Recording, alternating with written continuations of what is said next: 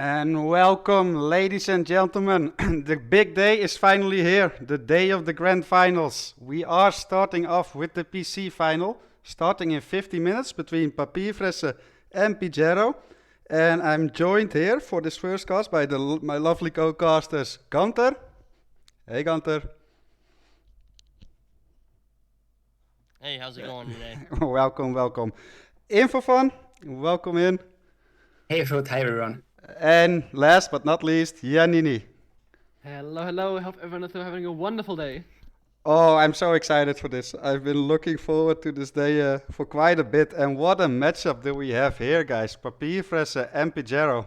A battle between the German and the Netherlands, which isn't the first time, I believe, in our history. Definitely not. So that's quite the interesting matchup, as always.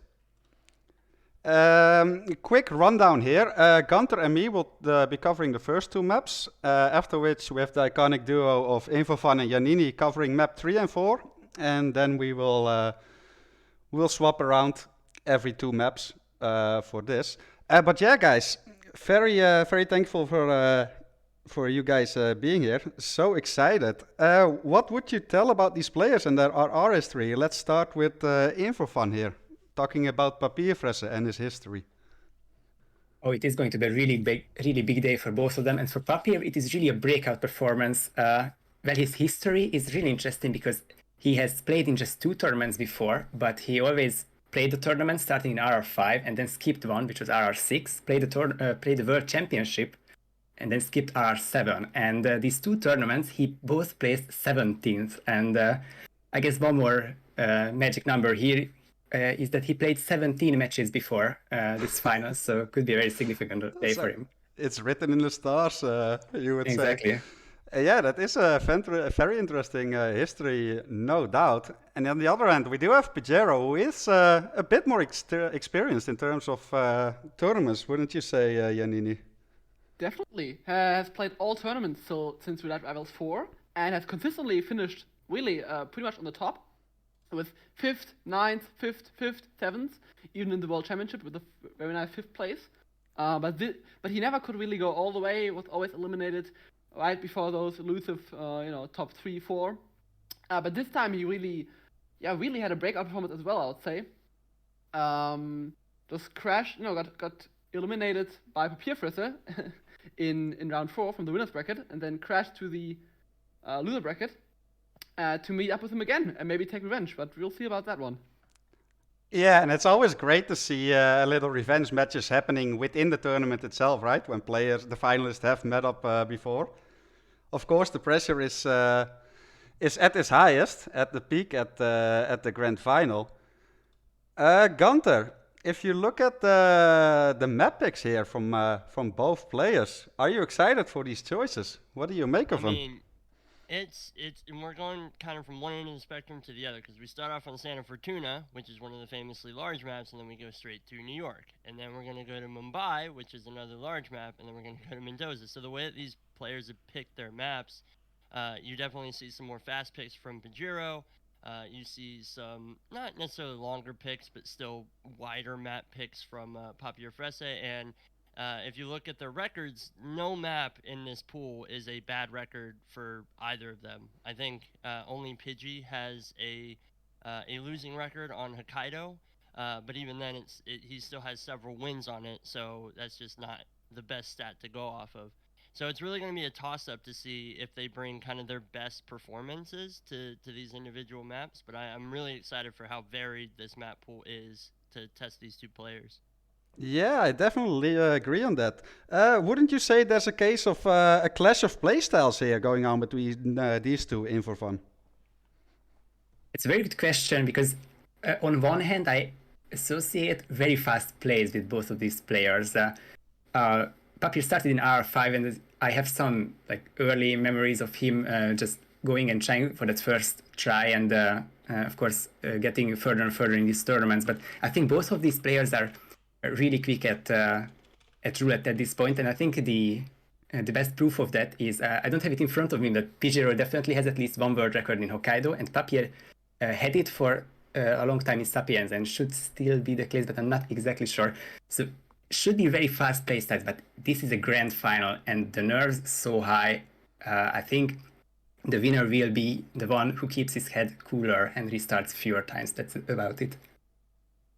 Yeah, definitely, and endurance, of course. It can be a very long race, as I'm sure you and Janini can testify to that. And in the first World Championship, of course, I believe you guys played 10 maps there, and yes, staying focused and just have that endurance could be key as well.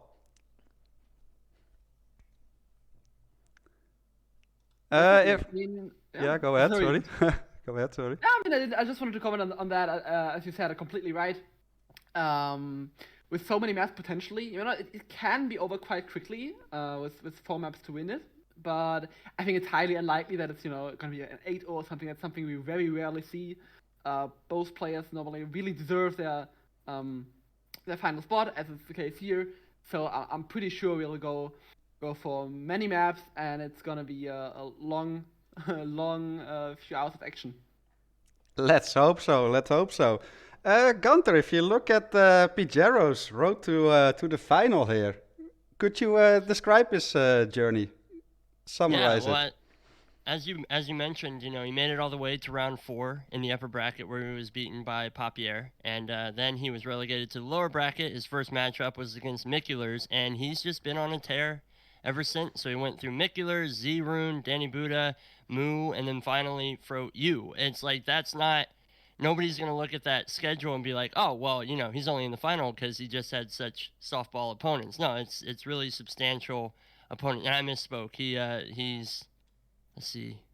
Did he get knocked out in round? Oh, I'm an idiot. Okay, yes, no, he did get knocked out by Papierfresse, and just being able to make it to the finals from the lower bracket is a difficult journey, because as soon as you get out of the lower bracket, that's one more round that you have to do. That's one more high stakes match at the end of it, and the pressure's on, because you lose any more maps, you are out. So to be able to make it this far against those opponents with that pressure on is just wildly impressive to me. Yeah, for sure. I can only agree on that. And he had a very rough start of the tournament as well, of course, with a matchup against Janini, which he did manage to win. So he did have a great start of the tournament. But yeah, to add on what you said, Gunter, I don't think you can speak of luck or easy brackets regardless when you make it to the grand final. Especially with these last couple of tournaments, like the competition is getting more and more fierce. So, luck is definitely not a factor. If we look at the other player, Papierfresse, could you tell a little something about his road in for fun? Yeah, for sure. Papier has been the most comfortable player in this bracket. Of course, the player from the winner's bracket has never lost so far in this tournament. But the way he did it, his opponent only had match point once, and that was his first round opponent, RR7 champ Blythe. That was a 4-2 in the first round. Definitely, apart from PG versus Janini, the most high-profile early matchup for sure. Following that, then we thought surprise win. He went through against Goulet and Max Masters without losing a map and reaching the 1st to 6th threshold. And that was round 4, the 6-2 against Pigiero, and then the 6-2 semi-final versus yourself. I guess life evens out a bit, evens out things a bit, because there was supposed to be one more match here, I think around 5 against Mando, who had to forfeit, but Papier was one of the 2 players who had to start in round 1, so 5 matches, 5 wins, and a very deserved final place. Yeah, impeccable, really. Well deserved. As you said, one of the most impressive players on the PC bracket so far.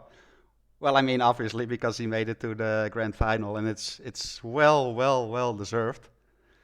And yeah, I'm still very looking forward to see how if there's any difference between the long maps and the short maps between these 2 players. From memory, I do know that Pigiero is a huge fan of the smaller maps, because Pigiero is very quick in the planning and in the execution. So maps like New York and Dartmoor, I'm not surprised at all that he picked these. What about you, Janini? Yeah, I think that's definitely the case. Pigiero is a huge fan of those. And I think it's interesting, though, with these 2 players, because, every matchup is always different. because you never meet a person with the exact same playstyle. And I do think that both players have a quite fast-paced playstyle. Sometimes, especially for PG, you could say it's a bit risky, but it worked out for him. But it is still interesting that Papier seems to prefer SF, Mumbai, these longer maps, Pigiero, these shorter ones. Yeah, and New York, Dartmoor, of course, makes a lot of sense. I mean, now they're not even maybe necessarily the shortest maps in the map pool, but they're still definitely on the short side. So it makes a lot of sense, and I think the pick ban phase is always something very interesting to look at in terms of these players, and it says a lot about them and their playstyles. Yeah, for sure. And it's always a lot of fun to do. And when you're one of the finalists itself, to get to that stage where you can do the grand final map ban and map pick stage, I always find that very interesting. I know that both of you guys do that well. Of course, both of you very experienced finalists and winners. But yeah, talking about Pigiero, like you mentioned, Giannini, like New York and Dartmoor have obviously changed for this tournament. But if we looked at the lifetime performances of Pigiero on those maps, especially in New York, like all that experience is still there, despite having to do an additional objective here.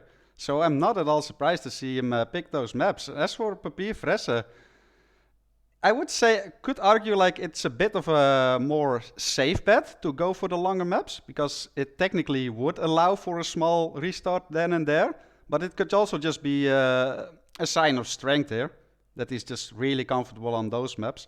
What do you make of this, Gunter?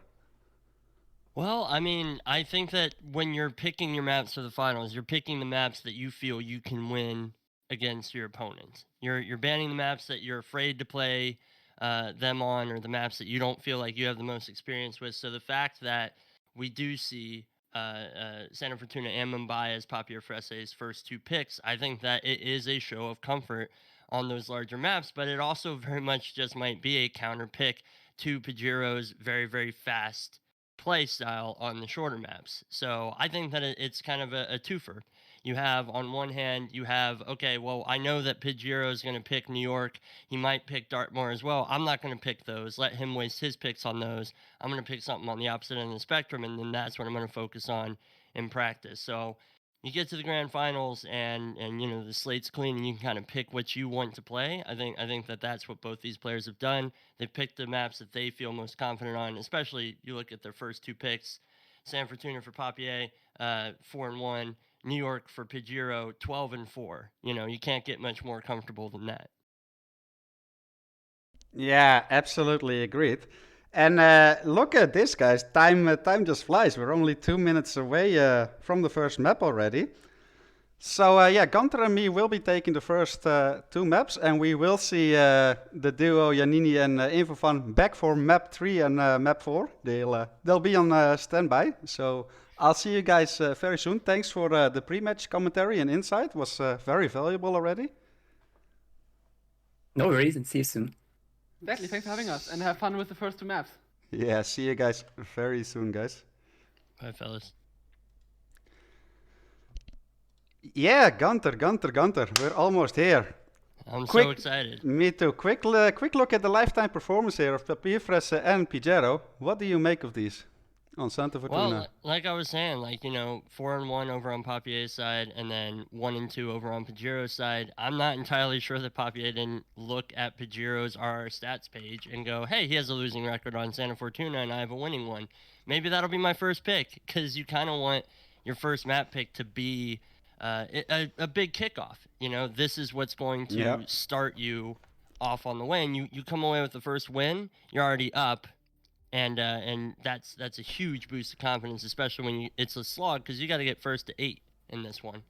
I mean, that's partially why one of the users of RR stats, right? And players should take advantage of that. I mean, looking at me personally, I always look at the players' performances on certain maps, see where they rank better, where they rank worse. Of course, it doesn't always tell the whole story, but it's definitely something you want to capitalize on when possible. But yeah, we're only a few seconds away. Big hype here. First match of the PC Grand Final. Gunter, will you start us off? Oh, absolutely. So we have 1. Rico Delgado with a Eliminate loud the pistol while target. disguised as the submarine engineer. We have Jorge Franco with a loud explosive weapon while disguised as the street soldier. And we have Andrea Martinez with a screwdriver while disguised as the mansion staff. So, 2 loud kills to start us off on Santa Fortuna. That's Two always loud kills, interesting. yeah. And we have a unique disguise, the submarine engineer, which is in the fishing village, right next to the injured submarine engineer. The other disguises, street soldier and mansion staff, they are plenty. Mansion staff you can of course start into the mansion as well. So that shouldn't be much of a problem. And a remote kill for Jorge. This could be very interesting. And we do see Papierfresse loading in really, really quick. He's done with the he's already planning got a like... replan. Yeah, it's crazy.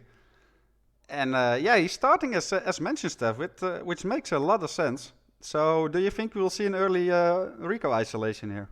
Oh, definitely from Papierfresse. Pigiero is hovering over the submarine cave start, and I'm wondering if he's going to go for the traditional concussive device to take out Rico. Yeah, I mean, if you do start like that, it makes sense, right? So he will shoot the submarine straight away. That will trigger Rico to come running there. And if we look at Pigiero's side, he will be placing a proxy concussion device here at the wall. Or no, he even just leaves a gun. That could work too, I guess. Yeah, no, if I mean that would definitely work.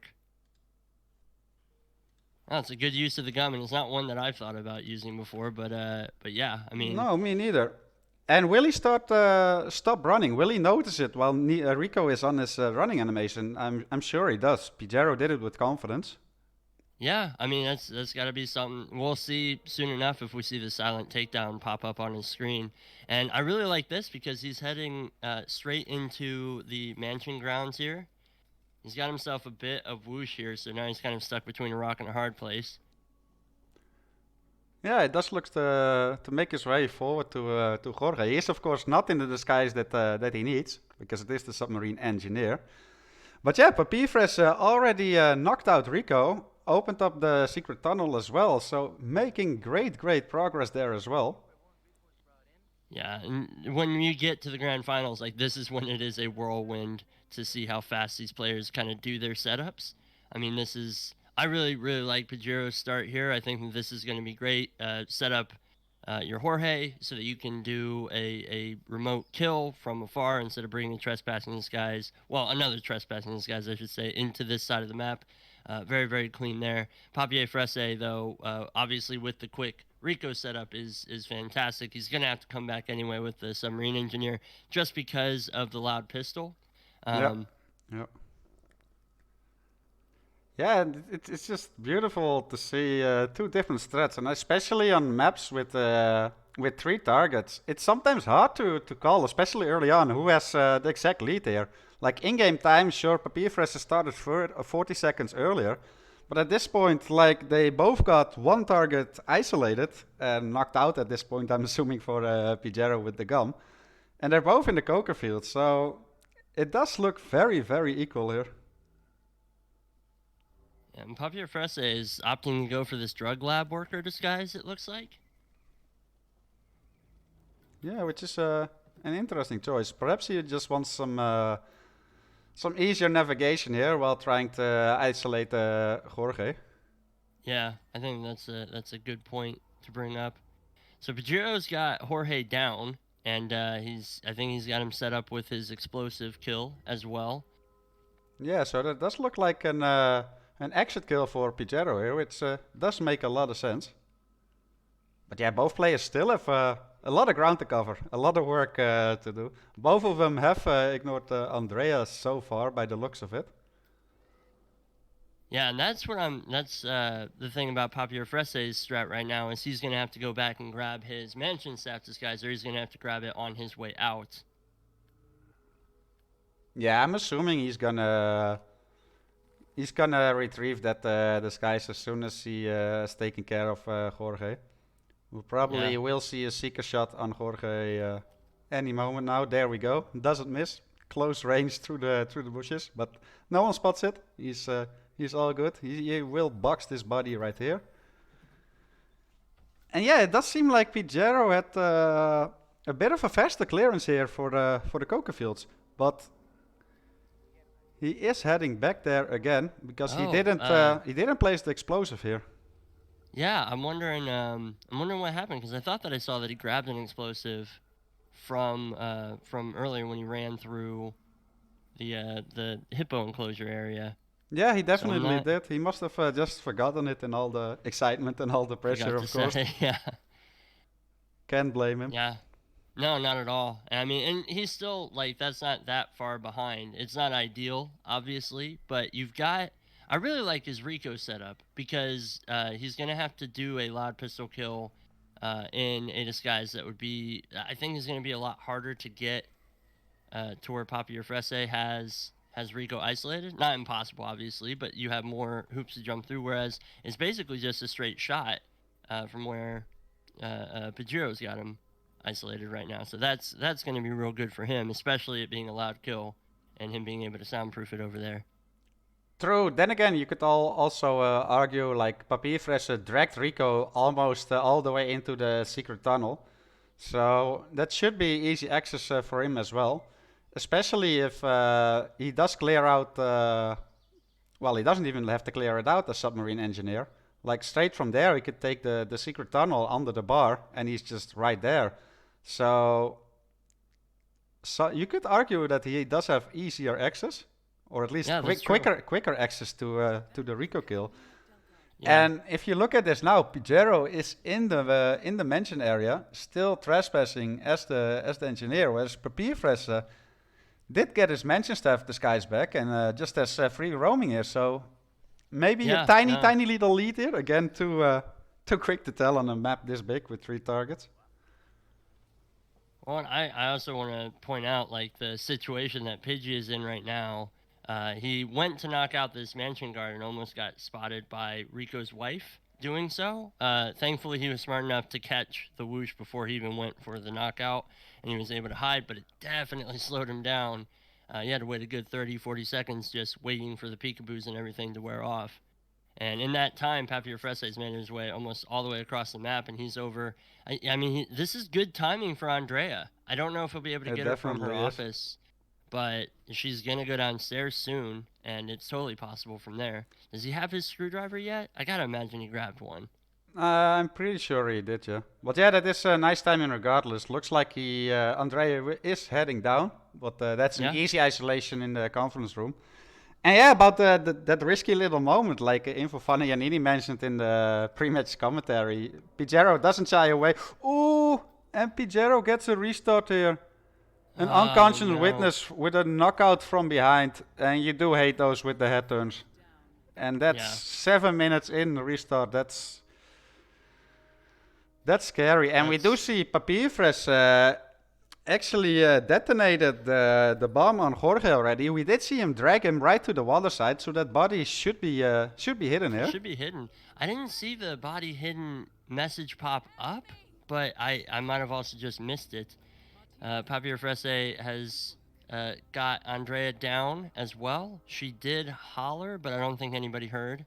Yeah. And then he'll head upstairs to grab the security footage, and he's already got Rico down. Like this is big. And he got green guns back from the cameras. Yeah, his body is definitely hidden. We also saw the webcam where Jorge was lying, sleeping with the fishes, with the piranhas. So yeah, that's 2 kills down already here. Andrea, perfect timing as mentioned, Steph, and the Jorge kill. He has Rico isolated. He just needs to retrieve the submarine engineer here and somehow pull off the loud pistol kill. Yeah, it's very close. He's right by it. That's really, really good optimization. Yeah. And yeah, huge setback for Pigiero here, of course. An unlucky rip 7 minutes in.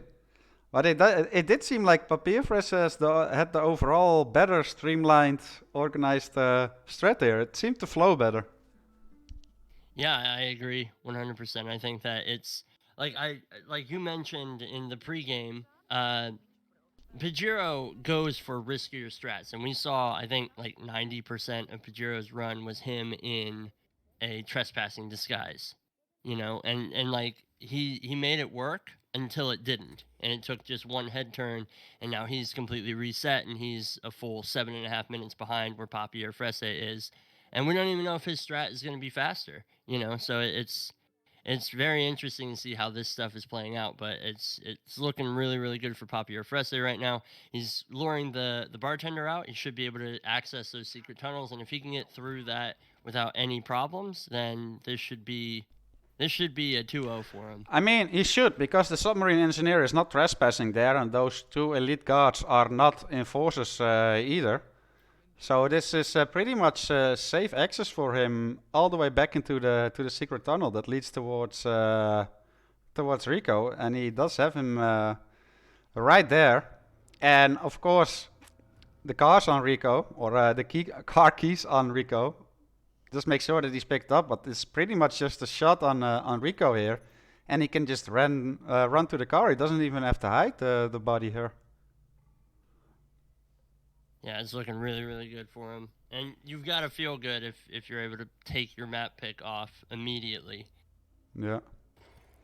And there we go. He just shoots him and runs through the car straight away. He was confident that he picked up the car keys already. And 10 minutes 21 on this spin on the very first map of the PC Grand Final is just very, very impressive. And we can see why he picked it here, Gunther. Victory. What do you say? Score. Oh yeah, absolutely. 0. I mean, from the get-go, very, very comfortable, very, very confident, knew exactly what he wanted to do, had everything set up, and just did it so cleanly.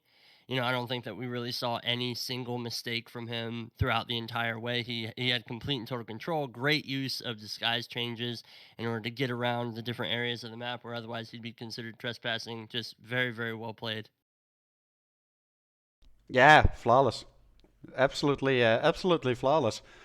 And again, it was looking promising for Pigiero as well. It was hard to determine who was actually leading at that point. I do still feel that Papierfresse had the slightly quicker overall strat with all the components in mind, but it could have been still really close. And then, of course, a really unlucky head turn from Pigiero tried to knock out that mansion staff from behind with the baseball, but he was looking just a bit too much to his left and got orange, unfortunately, and that cost him the rip. But it's the grand final, so Gunther, it is first to 8 points this time around, so there's plenty of room to come back here for Pigiero as well, and we will be on to his map pick, New York. Yeah, and I mean, that's a good point to bring up.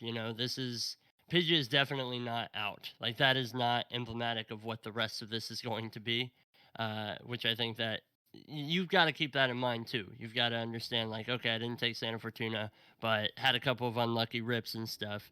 When you're this late in the tournament as well, you just have to know that you can't really afford to rip against your opponent. They're probably not going to. It's just the nature of this late stage in the tournament. So Pidgey's just got to make sure that he keeps himself calm, doesn't tilt off of this, and go into New York with kind of that fresh mind, knowing that that's his pick, that's his kind of home field, and he can make of it what he wants. Very, very true. And speaking of home field here, Gunther, Pigiero has played it 16 times already. Of course, the majority of those were before this tournament, where New York has changed, but still you carry that experience with you, no matter about the additional objective that we have during this tournament. So this will be the 17th time that we will play New York, so that's we can see why he picked it. On the other side, we do have Papierfresse, who has played it twice. Actually has played it versus Pigiero in this tournament and won. So that is saying something here.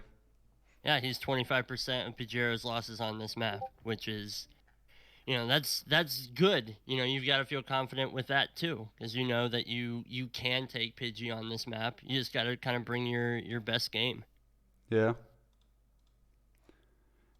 And it does look like, I'm not sure, Pigiero does look unaware that the map is over, so maybe his spin link has broken already. Luckily, That's there's still quite possible. He still has 3 minutes before the map arrives, of course. Speaking of the 3 minutes, the predictions of Santa Fortuna were paid out already, and the new ones are up for New York, so feel free to bet. Currently, judging by the chat's betting, Gunter, they do view Pigiero as the favorite, even though Papierfresse has a perfect win rate. Even though it's only 2 matches, it's still perfect. And one of those matches was against Pigiero, so yeah, we'll see. Well, I mean, that type of stuff can skew public opinion too. You know, I mean, if I see, oh, this person's won this map 12 times, that looks more impressive than 2. But you're right, you can't discount the 2-0. No, exactly. I mean, both of these players made it to the grand final, right? So in order to get there, you have to be strong on the majority of the maps, and New York is no exception there, I feel like. Right, and yeah, if you look at their RR stats pages, like they've dabbled in every map, you know, on Hitman. So they've got competitive experience in those maps. You know, they played decently well to get here. I'm very impressed with Papierfresse, because it was mentioned in the pre-game, I think by Yanini, who mentioned that 17th place for the last 2 tournaments, and then to be able to show up and make it to the grand finals in this one is just that's a leap and a bounds ahead of where he was.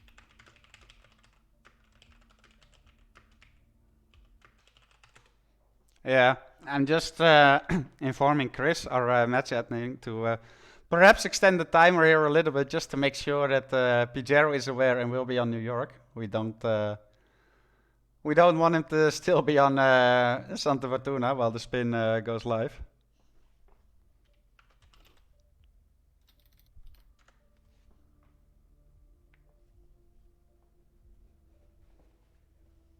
Yeah, that would definitely be at a significant disadvantage. And yeah, I mean, we saw Papierfresse did a quick warm-up running through New York as well. And, you know, we've seen Pidgey do similar things where when he knows what map he's going to, he does a quick warm-up. And, yeah, definitely wouldn't want to take that away from him. Yeah. And yeah, we do got the confirmation in the matchup channel by the match admin, Chris X3. He has extended the timer here by 5 minutes.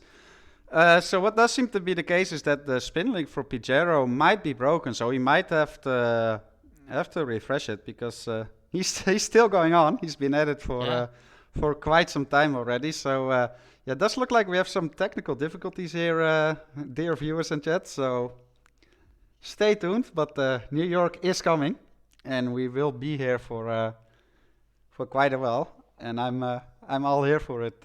What about you, Gunter? Oh, me too, 100%. I really want to see these players go the distance. I'd hate for this to be a sweep or completely one-sided, because these 2 players deserve to play as many maps as they possibly can, just given their long journey this far.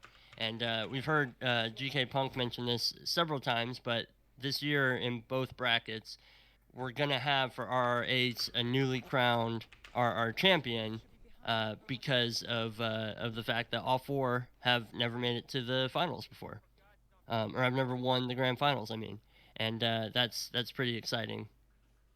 Yeah, I mean, both is true actually for PC. So this is the first grand final appearance for both of these players, and yeah, one of these will also take the title in their very first final appearance. So yeah, there's a lot at stake here. But it's already crazy impressive, regardless, of course. We do see PG with with Andrea kill.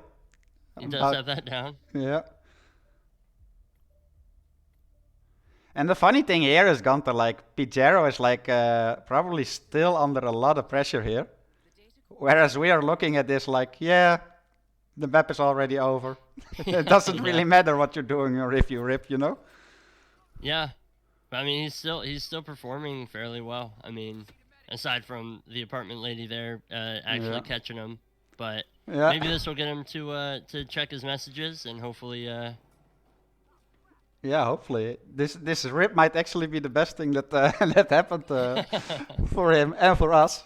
in that regard. Hopefully he is aware. But I want to point out as well, like when it comes to this stuff, like I mean that's how focused you are when you're in this matchup. Yeah. It's like, hey, I've already made mistakes. I've really got to zero in and focus and pay attention to what I'm doing here, True. and not even catch the pings to let you know that hey, the spin is over or whatever. Like that just kind of shows the competitive spirit Exactly. that Pidgey's got. You know, just stick But it out and just keep but going Gunter, until it's over. breaking news here. Sorry to interrupt you, but I did just Yeah? get a DM from Pigiero, so that does mean he is aware. Awesome. So he is aware that this link is broken and that he needs to refresh it. And he is aware that Santa Fortuna is over and that we will be moving on to New York. So this is looking like we will be starting in 2 minutes from here. On to map number 2. Yeah, going on to New York.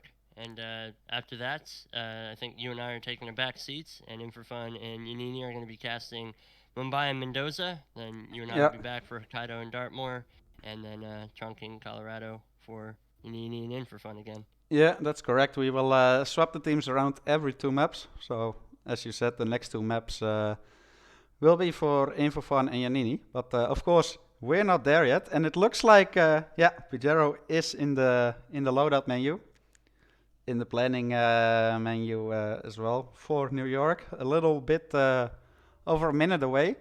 And yeah, this final with first to 8 points, it does mean like we will see a minimum of 4 maps and a max of 8 maps here. So it can go from relatively quick to a really long time here, Gunter. And we're gonna see what we will get. Yeah, definitely. And you know, like a really long time in you know, for 8 maps and stuff with these competitors, like it's gonna feel a lot longer than it actually is because really these players are playing these maps so quick. I mean, that Santa Fortuna was less than 12 minutes on the actual spin timer. You know, New York is gonna most likely be even faster. We typically see very clean and fast New York runs. That's the level of play that you get when you're this late in the tournament. Just these players kind of bring their A game to everything they go for. Very unlikely that we'll see a draw issued by the timer running out. More likely if there's a photo finish and it's close enough, that's how we'll get our draw. Yeah. So, but you know, it's still on the cards. It's still totally possible. True. But yeah, then again, players of this calibers, if we're gonna see a draw, it's gonna be a photo Agent, finish get draw. ready. Exactly. You don't expect. And that. yeah, Ten the spin seconds. is about here. 9, I'll 8, take this one, Gunter. 7, So, Go ahead. 5, Athena Zavales, 4, we got the fall kill 3, as the bank 2, robber. 1. And for the Eliminate secondary the objective, target. retrieve the backup data disk as the job applicant. So that's a cool spin. Yeah, I like that one. So, okay, and refresh me, Froat. For the retrieve the data disks, that means you have to pick up each one as the job applicant. Is that correct? Correct. All 3 Okay. have to be picked up as the job applicant. But you can already calmer the NPCs or knock out the NPCs that are carrying them.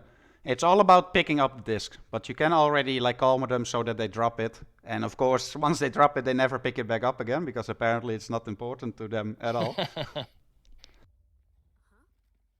Pidgey's right into it. He started as a bank robber. Papierfresse has started as a security guard. Looks like he's going for like traditional speedrun strats to get the data disks down.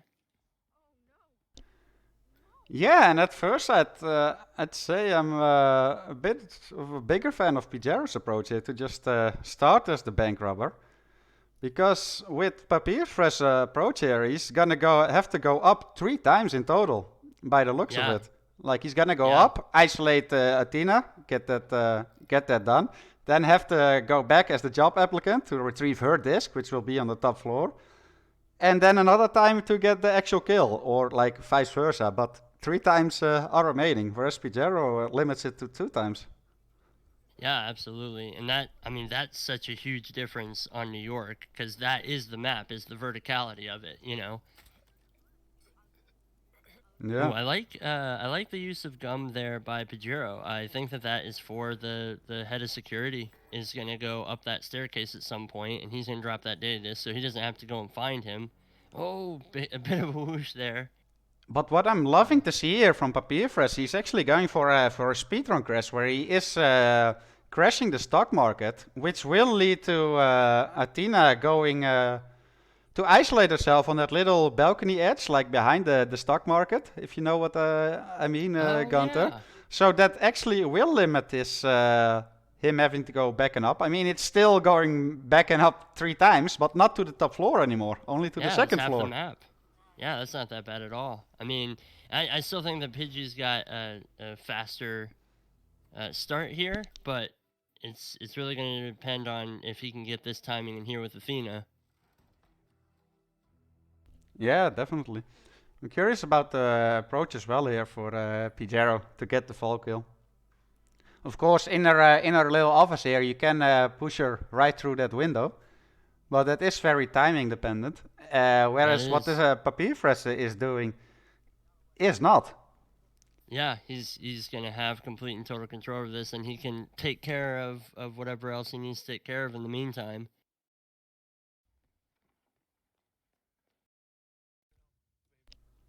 Yeah, speaking of, Here.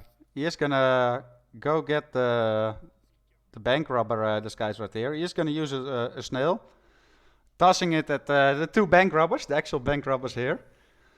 Now, of course, from there, it is interesting trying to get away from there, because there are a lot of mirrors and a lot of enforcers here. I mean, it's definitely doable. He does only get a little whoosh here, but yeah, enforcers everywhere in this disguise, of course. Wow, yeah, no, that makes sense. I mean, that's the most enforced that you can be without trespassing. Yeah. Did get spotted by the cameras there, but that is not a big issue at all. No, you should be able to handle that. Yeah. And can get past that door quietly, because he did bring a lockpick there, which for this spin and for the job applicant was a very small choice. And we do see in his instinct for Papierfresse that Athena is already there. So we could be seeing the kill on Athena on Papierfresse's screen very, very quickly. Yeah, we saw a looked like a toss distraction to basically delay the head of security as well. Oh, that's weird. Okay, so it looks like he's trying to audio distract the guard, Athena's guard over here, but he didn't hear that. She did, and she came in and actually enforced it herself. Yeah, that is very interesting. And on the other side, Pigiero is taking quite some time. He's just clearing out this entire office of Athena here. Just to be careful of this timing. And we did see him place some coins at the window. So this is a very lengthy setup from Pigiero here. And we do see Papierfresse does get the kill here. And Yeah. that is Athena down already. That was very nerve-wracking. Leaves the data disk there though. Very good call, and he'll come back for that later when he's got himself the disguise that he needs. Yeah, and just a couple of seconds later, we do see the push kill from Pigiero as well. Pushes her right through the window there. So both players are equaling killings, but now I'd say a big advantage for Papierfresse, since he has to travel way less now for that last copy disk. Yeah, and he's already picked up his first one, which is the furthest one that he had to go for.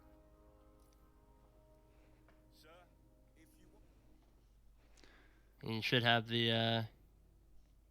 I'm not sure if he's got the head of security down already. He did knock out Perez for sure at the start, Oh, as the security start. Fabian. I want to say no, but I'm not entirely sure. Yeah, and with this timing, I'm not entirely sure where Fabian is right now. But I mean, his cycle is fairly short, so it's not like he's going to be completely out of the realm. Yeah, speak of the devil, he's just coming down the stairs. So he's just one calmer shot away, but speaking of, he does not have any calmer shots remaining. One. Oh no, okay. So this could be a bit tricky for Papierfresse here, and that would allow Pigiero to potentially catch up here. Pigiero is just making his way towards the job applicant. Needs to be careful with this crowbar here, though. That can be very, very scary. Yeah, speaking of scary, Papierfresse's setup for this is not ideal. I mean, if that body is good where it is, and I think that he should be fine without it being spotted, but he's gonna need to take out Fabian very quietly and then get to an exit before his body is found. Yeah. He did just pick up his snuggle as well. Oh, and he gets a body found. No. And that is the first restart for Papierfresse here. About That was my fear. yeah, almost 7 minutes in. So similar story to Santa Fortuna, based on the timing of the rips here. Yeah. I mean, if he had his Calmer, I think that that's just a case of he just forgot to pick up his pickup. You know, but if he had his Calmer, I mean, he'd be heading to the exit right now. Meanwhile, Pigiero's in a pretty good spot. He's just grabbed his job applicant disguise. Yeah, but it took him 2 Calmers to obtain that disguise. He Calmered the janitor, who he lured in there, and a Calmer for the job applicant as well. So he might be running out of Calmer shots there as well. He is, of course, he did throw a gun already. I did see him do it right at the start for Perez. So that is one data this down already. And look at this whoosh! No! Oh no, He gets found. And that's a big rip. that's a huge rip this late. I'm very surprised that we saw both players rip relatively close to each other.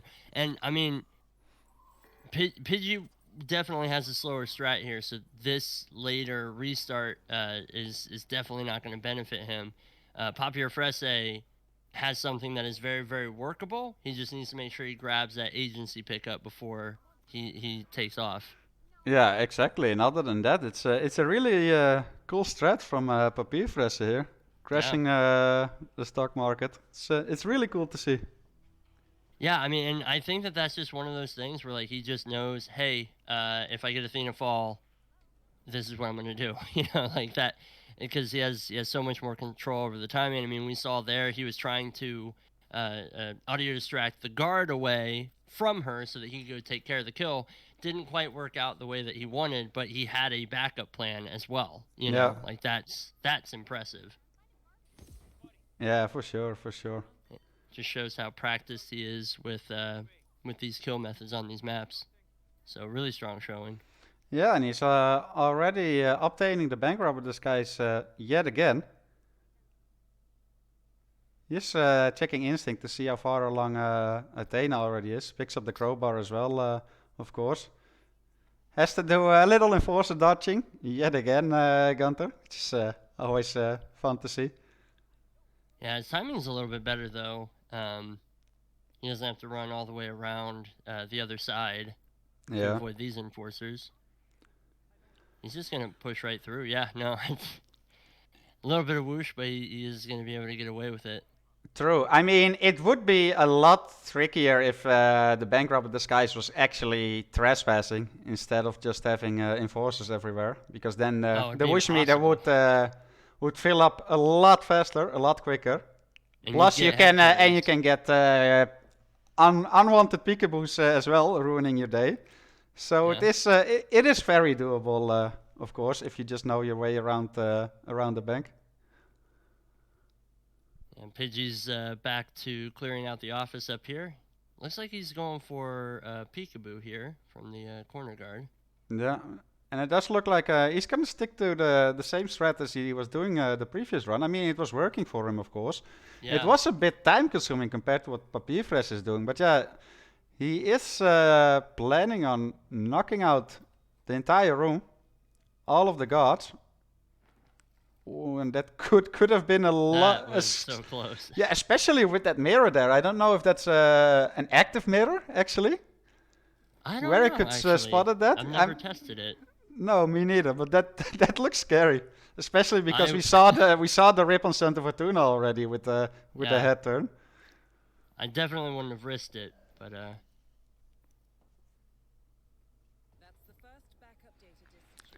And Papierfresse in the meantime is already optimizing a little bit, already working on the copy disk as well as the job applicant. And Athena is just got noticed that the stock market is crashed. Yeah, and we can see him religiously checking his instinct to see exactly where she's at in her cycle in regards to that, and that's just really good map knowledge to be able to kind of see the silhouette and be like, okay, I know where she is, I know this timing, I can take care of this before she's there.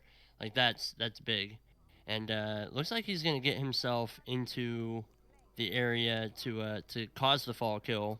Yeah. before she even shows up.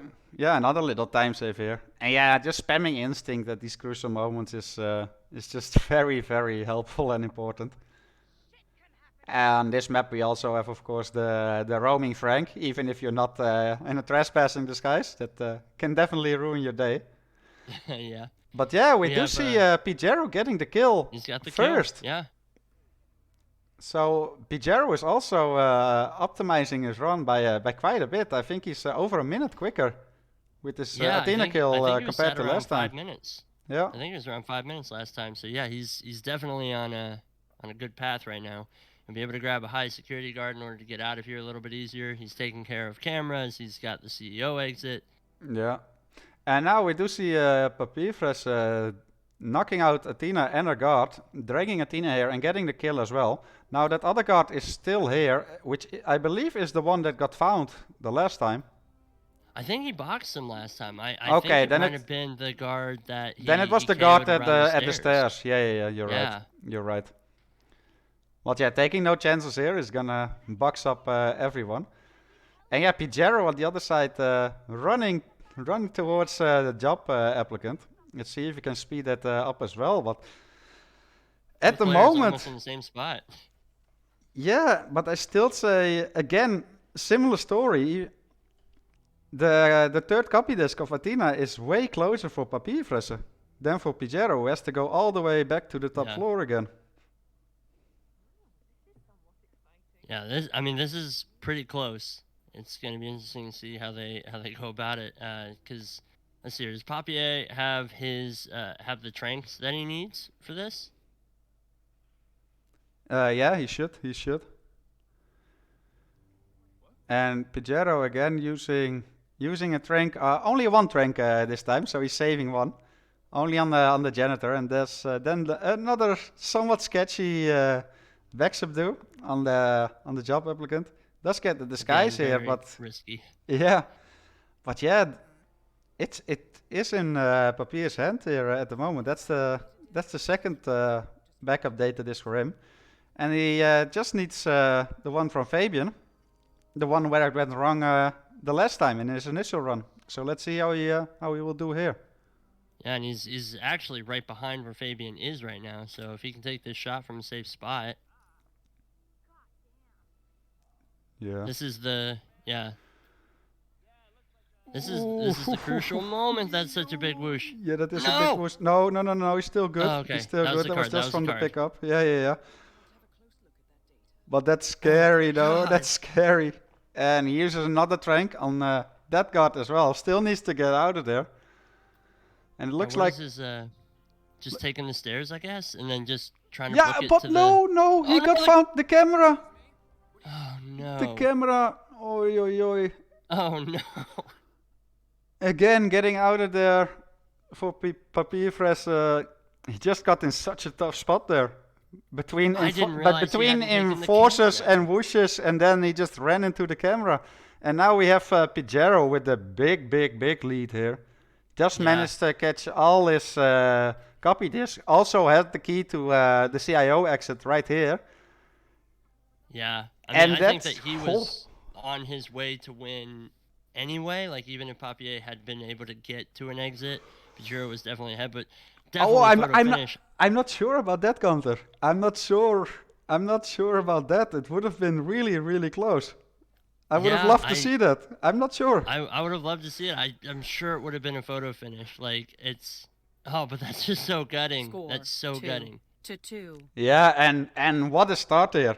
What a start of the PC Grand Finals, ladies and gentlemen, and Gunther. So both players taking their own map pick. And yeah, we will be on to Mumbai. So we will see Infofun and Janini taking over for the next two maps. We'll just wait for a sign of life from them, and I believe they're here. Hello. Welcome back, guys. Yeah, here. What a crazy first two maps. We'll leave it to you two guys to talk about these two maps and taking the next upcoming match. Have a lot of fun, and me and Gunter will be back later on. Thank you so much. See you later. Have fun, guys.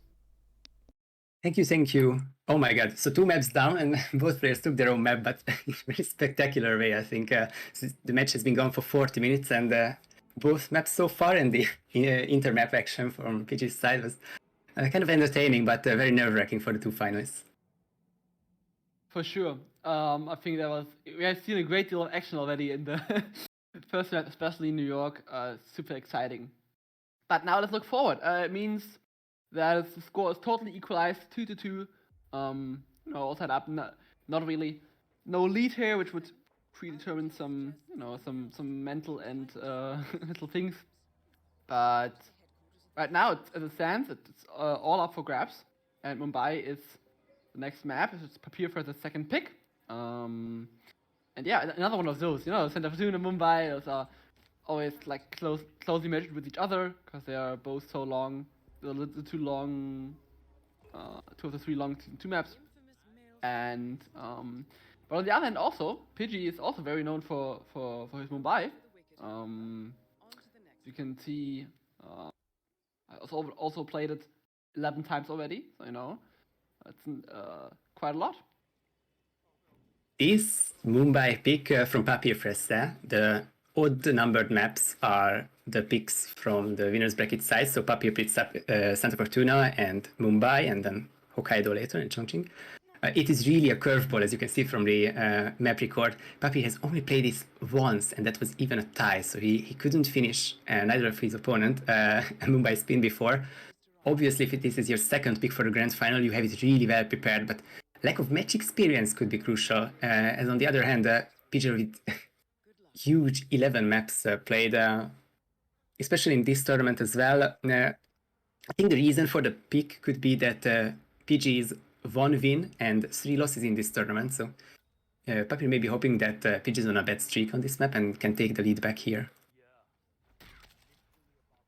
Okay, I mean, I'm sure, we never know what exactly is going on in their heads when they pick ban their maps. Will be maybe an interesting question to ask the winner later, but I'm sure they have other things in mind if they won the tournament than what really the strategy behind your pick bans.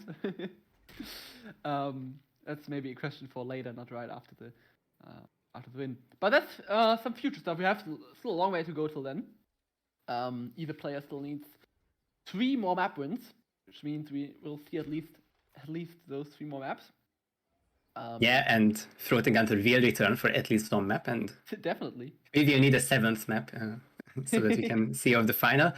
I think 7 is the realistic limit for this final at the 8-6 score. Only happened once with us with the tie to get to the full map pool. But for them it's a regular match from now. I think is what I want to say. The first to 6, which this has become, they got 2, but 3 maps need to be won still. First maps played, now it's the first to 6. Yeah, sure. That totally works, and it's just gonna be. It's still such a long map. It's such a long final, Yeah, absolutely. Yeah, you have to play so many spins, and it's hard to keep focus as we both kind of test. So we'll see how that goes, But we're only in the 3rd map so far, and it hasn't been going on for that long. So we'll see. Mumbai is starting pretty soon. Yeah, the very impressive run by Papier means that this is only the 4th map that he lost after round 1 Blythe, round 4 Pigiero, semi-final Fraud. But you would really think that, of course, both of them have really motivated to win these other 3 maps. They're just still getting started, of course. And the next 2 maps will tell the story of who has the the better nerves. I think the late trips from both sides show that their first final is a very nerve-wracking one. And depending on this Mumbai spin, which can be yours for starters, especially if it's not Prepare yourself. not a typical one, Duel starts in 10 seconds. could be another curveball and even longer than Knight. this New York. 7. Well, we'll see 6, about that right 5, about now. 4, We 3, have for Vade Calais, the 2, Maelstrom, Cleaver 1. as Bollywood Eliminate the target. crew. We have for Vanya Shaw, Scissors in suit. And for Dawood Rangan, we have SMG as laundry foreman. What do you make of this? And that is very typical. I think the 3 KO kills, the SMG can be silent, Mumbai itself is not very loadout heavy, and Suit not even making a big factor here other than you can't really leave that in the skywalk, but it's absolutely a skywalk start. PG likes the different starts here, but is kind of forced to do the early Wazir here, and Papier just a couple seconds behind. Yeah, both starting in pretty much immediately. I mean, it's you know, you don't have too much unusual things going on here. 2 melee items to and a weapon. I think that's something that they're very used to. And of course, Bollywood crews in the towers, suit you have to bring in, and laundry foreman. That's a bit of a unique disguise, a bit out of the way in the, of course, in the laundry. But I'm sure they both have their ways to get that one. It's important to mention the lethal melee items, for example. For Cleaver, you have a couple options from the top floor of the Rangan Tower, but if that might be a bit too far away, you can go for the Chawls, which I think the Kashmirians apartment has it, or 47s, but it's right around there. And for the Scissors, you would probably also stay in the Rangan Tower, just a couple of floors below in the makeup area, the other one being in the tailor's home. One, so there we go. I wouldn't have known that, but there's just a ton of melee items on Mumbai. Hard to remember them all and the location. So that's pretty nice having that already. It's a lot you have to grab and get for the spin. So that's pretty interesting. Looks like PG is gonna go for a tailor grab here. Not needed for the spin. Interesting what he'll want to do with that. Not needed for the Scissors either, but I think he has it in mind and maybe worried that he's not allowed downstairs.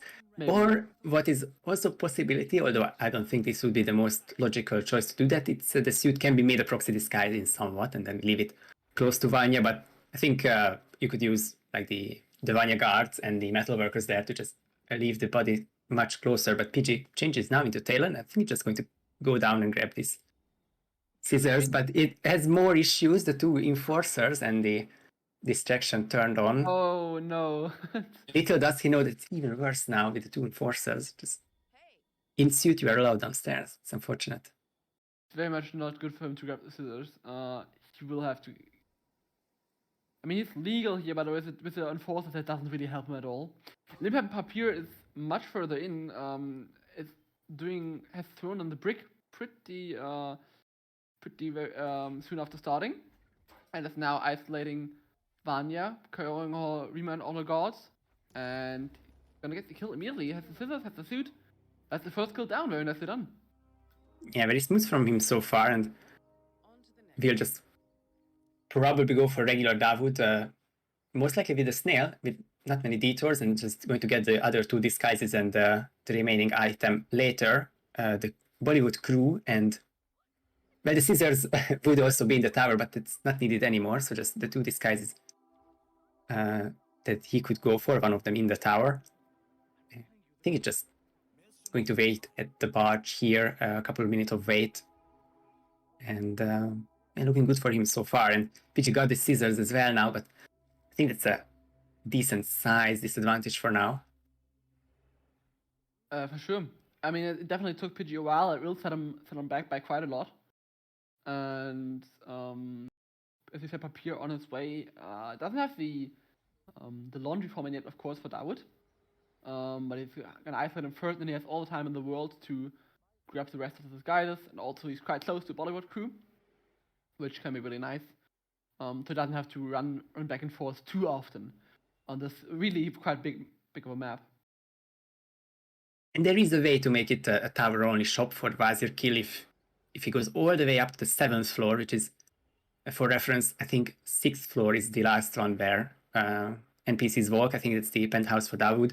So it would be the empty penthouse attic storage area.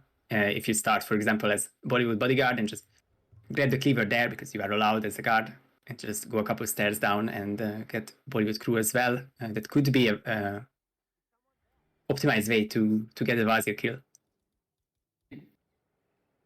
That's very interesting for sure. Where would the alternative cleaver be? It's in the Chols, and it's either the Kashmirians' apartment or 47's itself, but on that floor. So yeah, it's quite a bit out of the way in either way.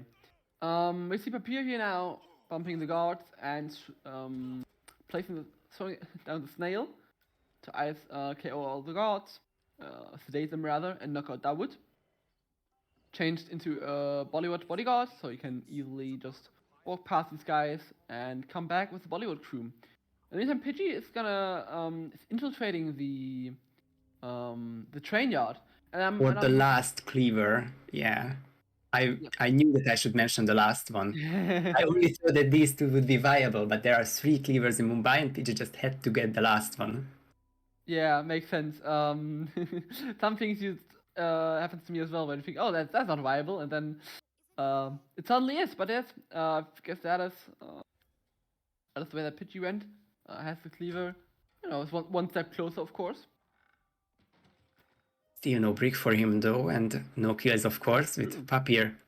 1 kill and 2 KOs, getting really close there, and emptying this room with the very annoying crew lady and the crew male also acquired now, so you can just go all the way up there to the top floor. I'm not sure how far you can go up. I think the top floor as well, but maybe one set of stairs you have to take for that cleaver.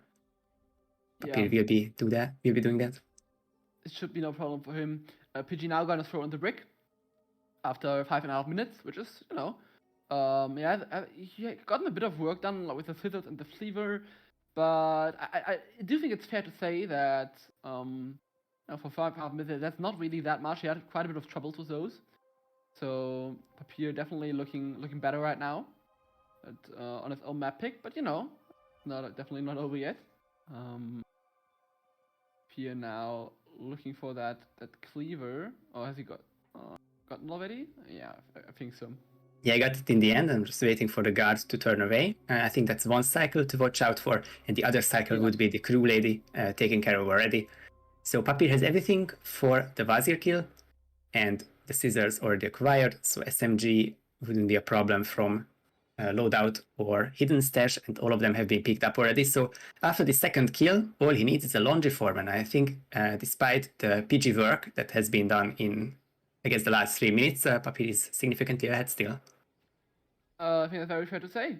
PG still has a lot of work ahead of him that Papier already did. He's now gonna isolate Vanya, knocking out guard number 1, knocking out guard number 2, and throwing the scissors to her. Just kill number 1 down, and the scoreboard there right now, like, they're pretty equal. Well, not anymore. Papier got the Maelstrom kill done very, very nicely, and now is making his way to the laundry. As you can see, PG now has to isolate Dawood, which will take a while, and then all the Bollywood crew, it's just where Papier is already ahead of him. This is a true test of map knowledge, not just the 2 melee items, which aren't that obvious, like I think Screwdriver would be, or the unconcealable melees.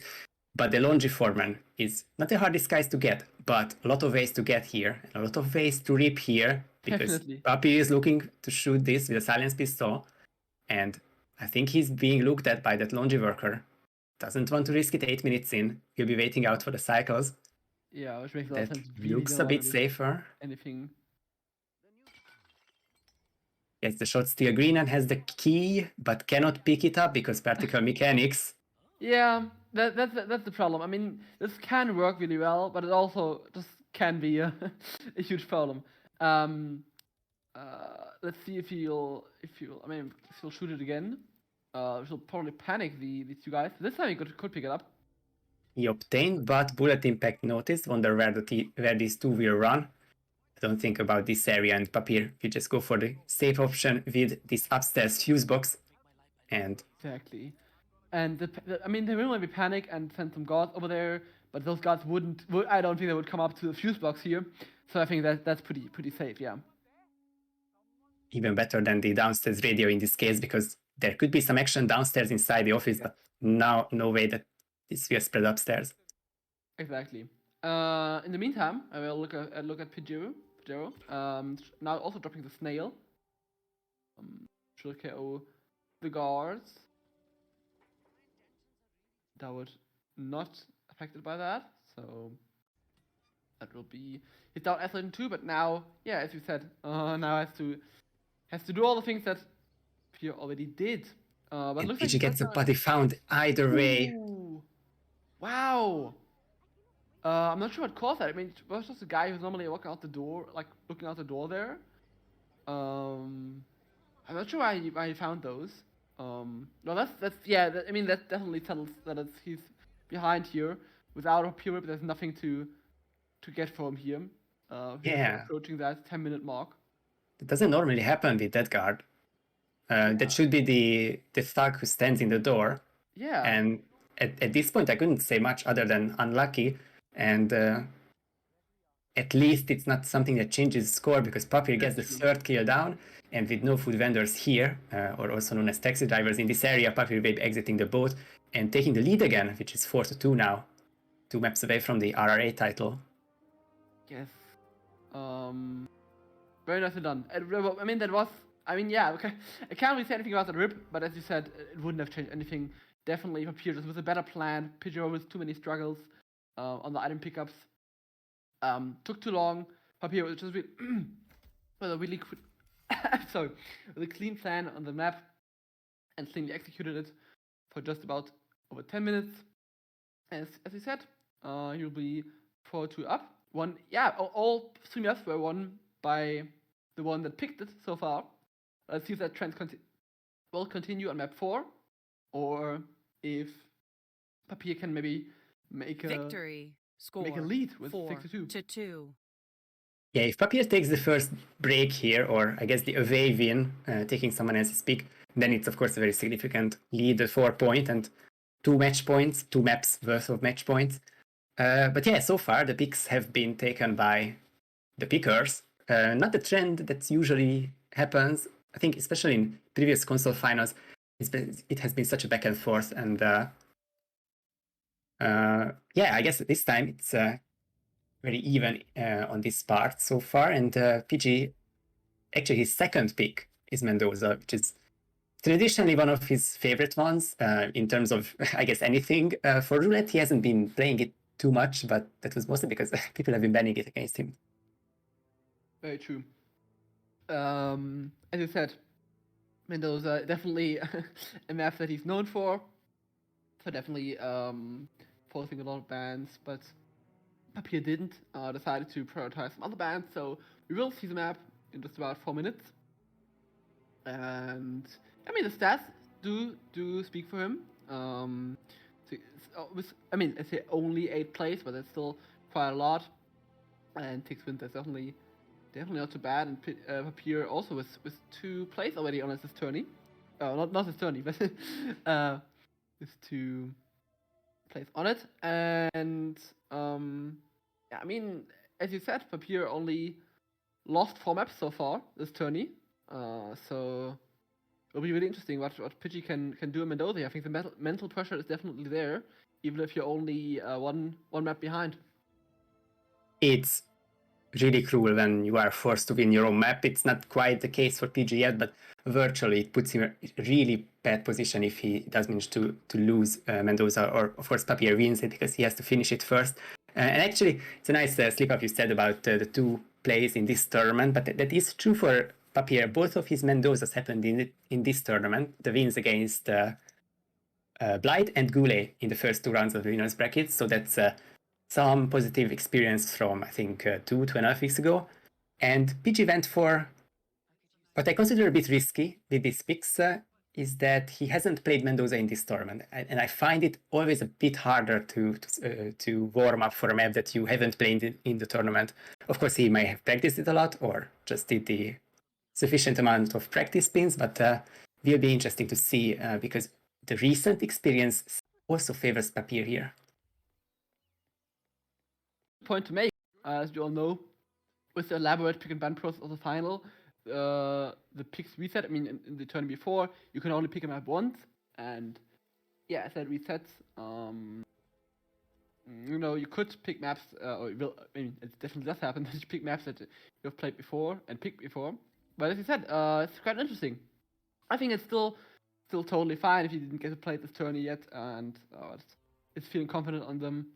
He picks it, and it's gonna make it all the more exciting for sure. But because I do think that it's not like we can say, well, oh, one player definitely has the edge here, which is really on any map the case here, but definitely not on this Mendoza. Or not a case in any round, but especially not in grand final, where the nerfs can play such a big role here.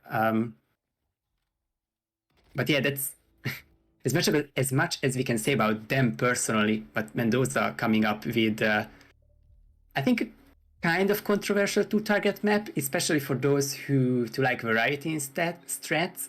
That's true.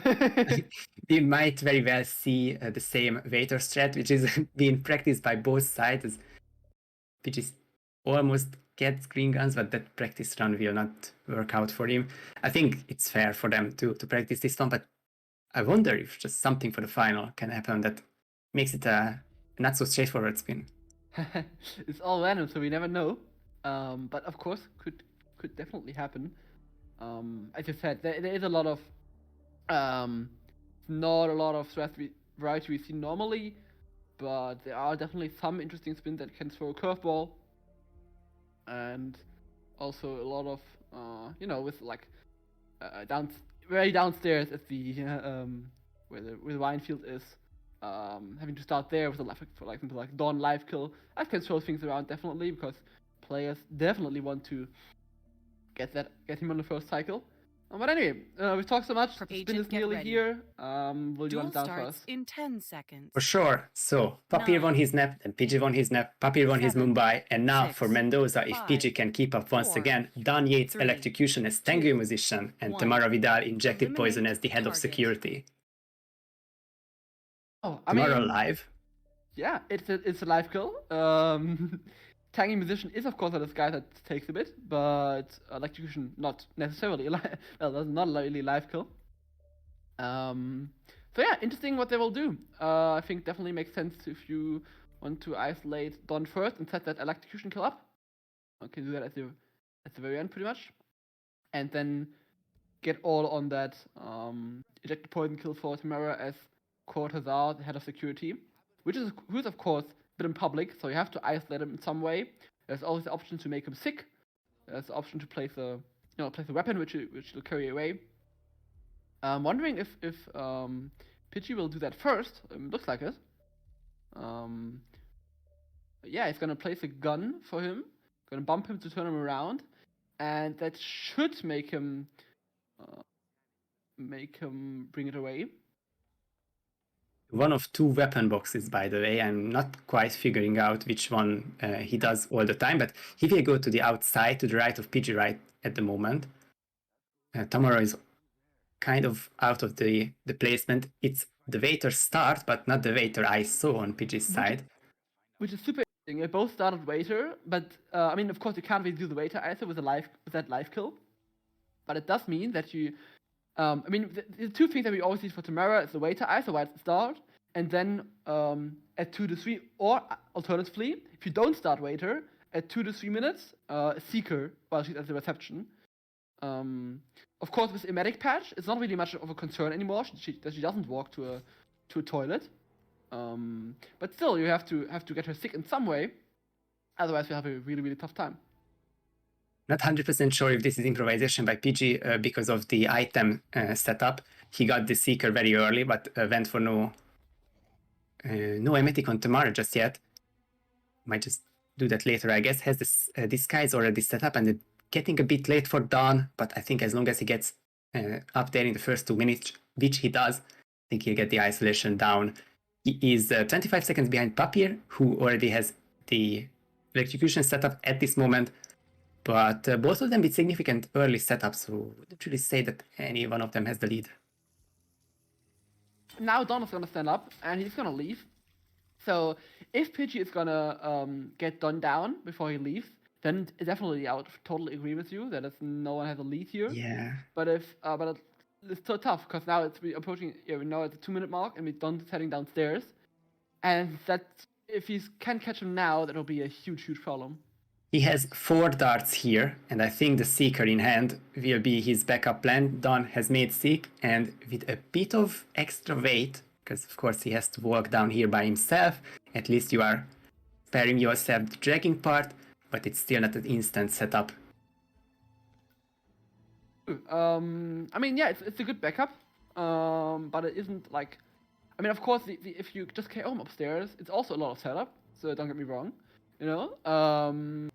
So I don't think he will be far behind, but it's still gonna be super interesting. And we see Papier now on his way with a medic device in hand to get the Tango Musician sick. So he didn't get anything. Papier didn't do anything for Tamara yet, as far as I know. Nope. So you have to worry about that too. But now PG also set up Yates is heading outside. But of course he already has set up the he already has his guys, the head of security guys. This is something that you see really rarely in Mendoza spins. 3 minutes in, and Tamara is not being handled. And it's not the case of using a different start and getting her at the reception, because that usually happens by 2:55 or with the pneumatic device on these stairs. But neither players are doing that. For Papier and Pigiero as well, Tamara is just roaming upstairs, and you are running out of pneumatics here, and the good angles to make her sick. So I'm really curious how this sort of accidental, but you know, the body can be found for poison, but you have to still poke her without getting spotted. So not an easy task. Gonna be interesting for sure. We see Papier right now hiding in this corner to make the head of security sick. Pidgey, on the other hand, also just made his Tango Musician sick with I think just a play that really matches his play style. It's like throwing an item to turn everyone around and then just shooting a Seeker in public on him. That looked super risky, but he can do it. Now, Papier KOs the Tango Musician who has been made sick, gonna drag him to the other bathroom stall. So the first bathroom is free for the head of security, which means he has both his guys here. And as he has Electro set up, that should be his first kill. Both players with this very crucial Seeker shot. PG with one more, if that hit, and it does. Players are really coming in clutch with their aim under huge stress. I'm not sure if Papier's electrocution worked there. It didn't work. The trigger is gone. He did not get the electrocution kill, and it's going to be a huge problem for him. Now, if only I remembered what happened 3.5 minutes ago with the electrocution setup. I'm not. I think it's a bit. Oh, and he put around into Tamara. Oh my. That was and still green, but still in huge issues. And what even is the situation in the villa? Can it be salvaged? And I think that he is going to go straight there. He still has to take care of Tamara, but that's not his current importance. Just wants to get that kill. Actually, he's walking back, I think. I think he's really just thinking it through. I think he wants to go that route upstairs, like that he wanted to go, but realized, I mean, when Tamara was there, he just had to get out of there and now wants to get in, but he doesn't have a keycard. Or maybe he does have a keycard, but he can't really get through there, so he now finally decided to go another way around through the back of the mansion. Meanwhile, Pidgey also met Tamara on the stairs, but in a legal disguise, made her sick and is going to poke her on the way to the bathroom.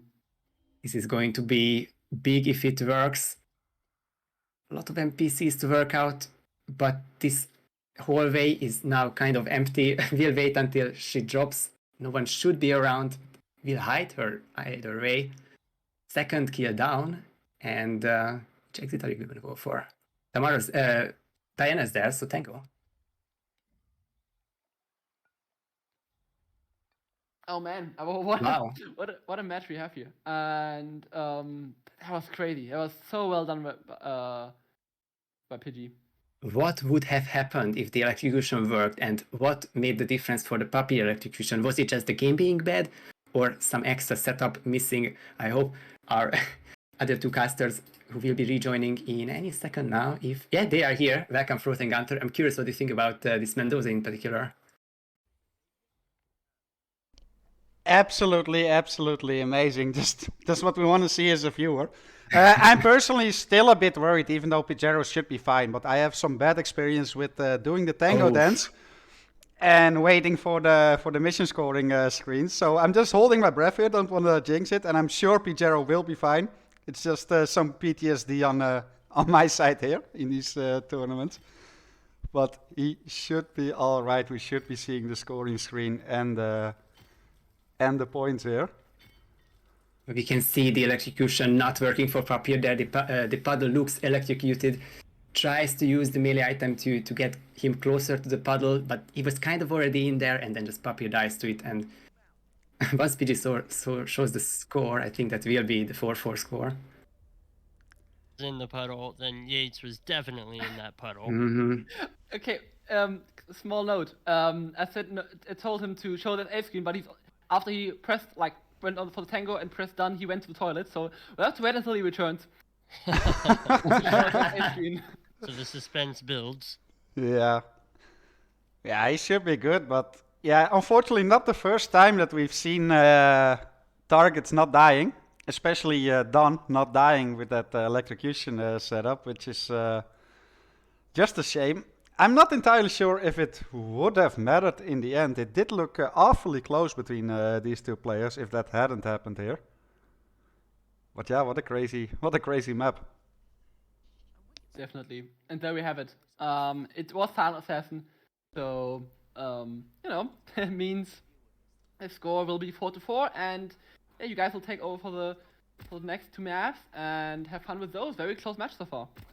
Yeah, and we might see you guys back depending on how it's going. I mean, if the trend continues, you guys will be back for when the score is 6-6. But we'll see, obviously.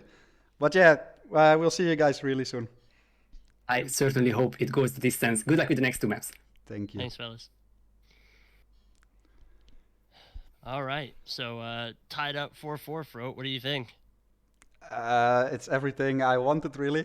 For a grand final after 4 maps, a completely equal score, and I think I'm not alone in that. I think the majority of the viewers will agree with that. And yeah, the game has everything so far: comebacks, unfortunate rips, crazy risky plays, nice threats, insane seeker shots. It has everything so far.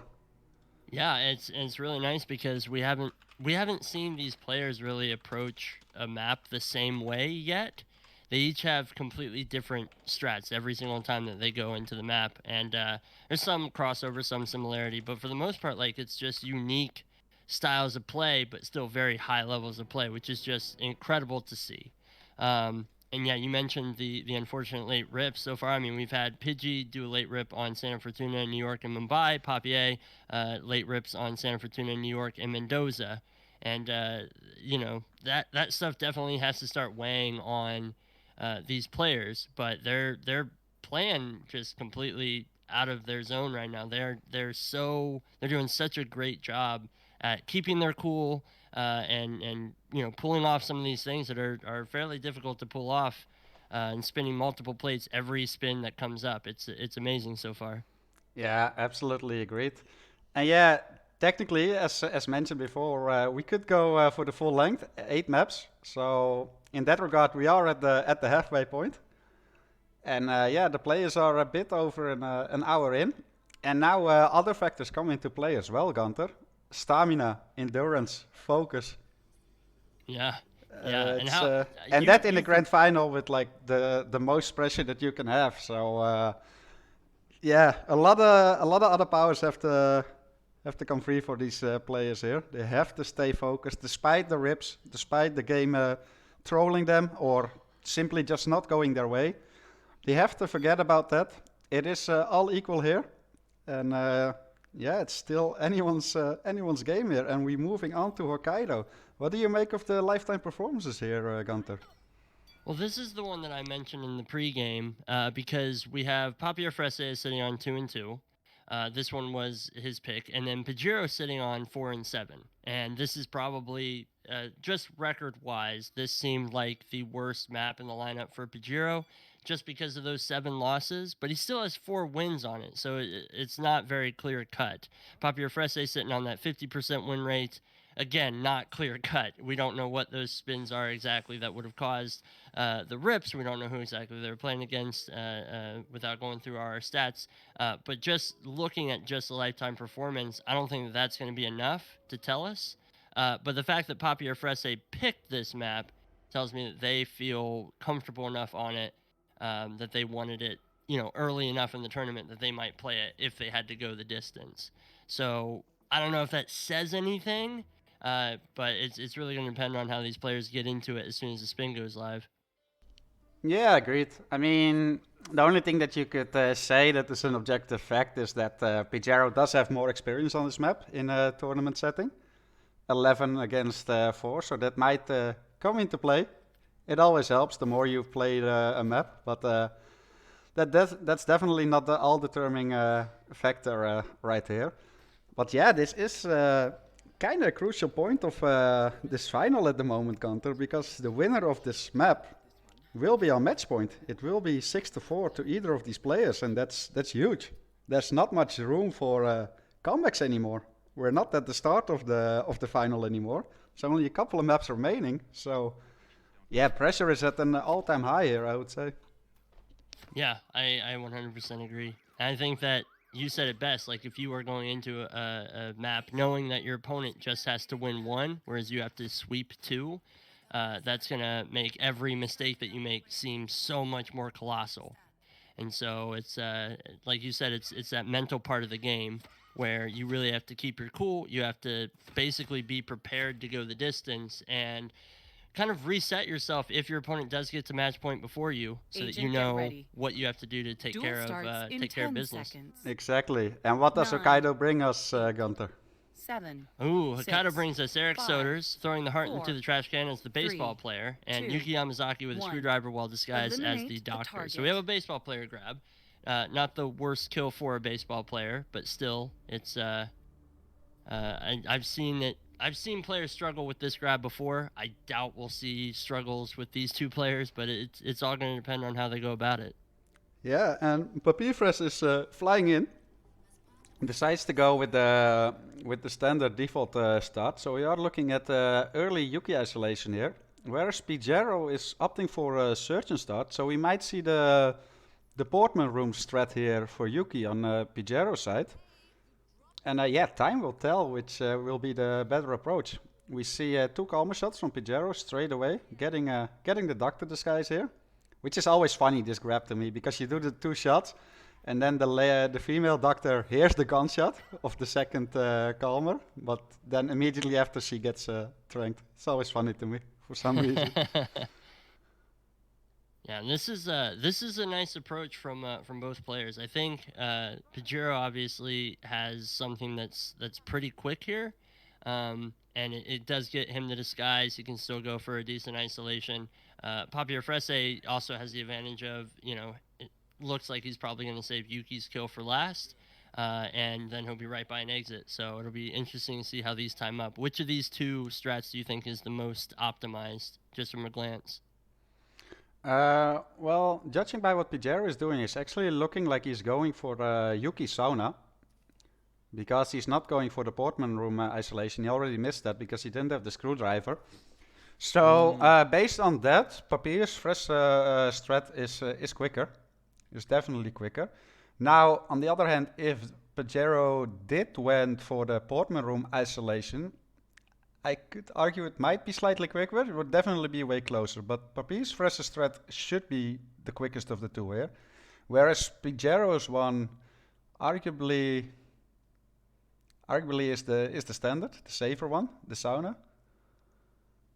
And we do see some nice animation here on Pigiero's side. That looked very strange. And yeah, Papierfresse got Yuki down, got the baseball player disguise already. He will be heading down, needs to dodge Ditch Enforcer. big whoosh, Ooh, but that's huge. does make it in time, and we will see the kill pretty soon. He does still need to get rid of these two guards, of course, that are guarding the heart. Very important job. Let's see if he goes for the if he's gonna go for knockouts or if he's gonna go for the turn on the cooling whatever in there. He does do the disguise grab. Yeah, I mean they're both still enforcers, even to the Yeah. bodyguard. So that does look like a double armor here. So double armor for the clear out, and then a little side backtracking to get the disguise, but it's right there, of course. And we do see Pigiero is stuck in this room at the moment. Bit unlucky timing. Yeah. The same thing happened for Papier, where the guard was woken up, but much better in terms of where you could put him. Yeah. Get behind him and do the subdue animation. Yeah, Pigiero's just been stuck because of this this phone guy. At this point, Papier's strat looks pretty solid. To be fair, Papierfresse did experience the same thing. He also was waiting for it, and we see an even bigger whoosh on Pigiero's side than Papierfresse had. But he is clear, and he did clear out the heart room already. So judging by the in-game time, it is somewhat equal here. Yeah, very much. And so. both players also being extra safe by hiding the knocked out guard body. But yeah, it will be pretty simultaneous kills here on both Papierfresse and Pigiero's side. Both getting the hard kill. And yeah, now Pigiero will get Yuki at the sauna. And Papierfresse still needs to obtain the doctor disguise and then head to the cable card. So this could be really close. Yeah, I mean Pigiero's timing is working out very, very nicely for getting Yuki in the sauna. So I'm very impressed with just the game knowledge of understanding where exactly you're gonna go, because obviously like it's nice that that Papierfresse. Oh, okay, there's just again shot her. I saw that guard put his hand up to his ear, and I panicked a little bit. Pigiero is just entered this room. He didn't have time to overheat the sauna, so we will see a KO on the guard here. Very, very well done. And we will see the kill on Yuki here as well. Now, is he going to play extra safe and hide these bodies? He might have to do that, because there are NPCs right outside in the spa area. This could be scary. No, he closes the door straight away. And he does have a body found by Yuki by the other guard. No. Oh no. And who is that guard? That's our other guard that came in as soon after the KO, and that's gigantic. I think yeah, that's so rough. Yeah, I mean, and Papier with the Papier with the frontal KO or the frontal toss with the screwdriver is gonna cause those guards to turn around, and both players with almost simultaneous restarts. And it's completely even again. What a game! Yeah, for those of you that are not aware, a thrown melee kill on knocked out bodies is way louder than just on a live kill, and those guards will hear that from that distance and did turn around, and Papierfresse still had bodies lying there, Yuki's guards of course, and two very unfortunate rips. Also two rips that both of these players wouldn't normally make, I feel. No, I think that you're right, because I think that Pidgey's error was when he dragged Yuki's body. That's what triggered the guard to move. Papierfresse's error was just in doing. He tried to drag her around and tuck her further into that corner, but yeah, just doing that toss from the front just did not work out for him, unfortunately. And it's not where you want to be, but I mean the pressure's on, so I understand it. They just want to get it done and then get out. Yeah, exactly. But another early restart from Papier is going to put Pigiero about a minute ahead in game time. Yeah, definitely. And judging by the in-game times, because it did look very similar. It did look like Pigiero was slightly quicker, but it was going to be a photo finish regardless. But now, with a minute in-game time lead, it is all in his hands. Yeah, if he can do this clean and See him waiting for the baseball player disguise. He's got a bit to wait. Yeah. And well, at least it's guaranteed, Gunter, that both of these players won't make their own respective mistake again. I very much doubt it. And I'm also expecting to see some optimizations here on both sides. As we can see, Pigiero got the baseball player way quicker. But in terms of that, Gunter, in terms of optimization on the second run, right? That would speak in Papierfresse advantage because Pigiero is still like soft locked by the sauna timing as he's approaching this. Whereas Papierfresse, if he optimizes it and is quicker, he'll just be quicker at the cable card, which actually does save time. He doesn't have a hard limit there, whereas Pigiero has. But he still has a massive lead there. Yeah, and he's in a really good spot. I mean, this timing is even better than his timing last time. So he can potentially even clear out the sauna if that's what he wants to go and do. It'll be interesting to see what exactly he decides to do to optimize this and make that Yuki kill a little bit safer. But he's got everything that he needs. But like you said, he's waiting for the next minute or so until Yuki's.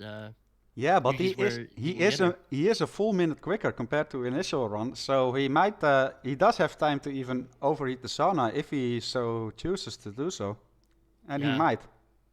It looks like that's what he's doing, and that's the safer bet here. You know, then you don't have to worry about dragging her. She's going to be well hidden. You're not going to be bringing any guards or anything like that. And, you can even leave out the front, which is what he was trying to do, I think. Yeah, exactly. And now, what's also funny, Gunter, like the sauna strat, right, is labeled as the standard, the normal, the norm, and like all the other strats are competing with that to be quicker. And yet we've seen in like the run of all the past tournaments, we've seen quite a few rips here with like Yuki getting found, guards coming in too quick, or just guns being seen, or panic, or what. So many causes where it can go wrong. So that's still interesting. But we do see Papierfresse as the baseball player will throw the heart into the trash can as well, which is kind of disrespectful, but sure, we'll take it. A motorcyclist died for nothing. And yeah, he does have the screwdriver well. Does still need to get the doctor, but look, he is making up time here, big time. Her. Yeah, and he is going to drag her and try and hide her just to be doubly sure that she doesn't get found, which I appreciate it. It's extra safe play because the guards are outside though. They're not gonna come in from that drag because she has dismissed them. So that is also a good reason to go ahead and clear out that sauna room. And yeah, he's right by the exit too. He gets off of the hostile pipe and he is good to go. Yeah, he even took the safe longer route around, climbing through the window there, not just running out of the sauna.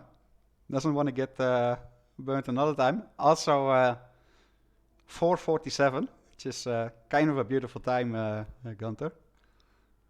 Yeah, I feel like it's kismet at this point.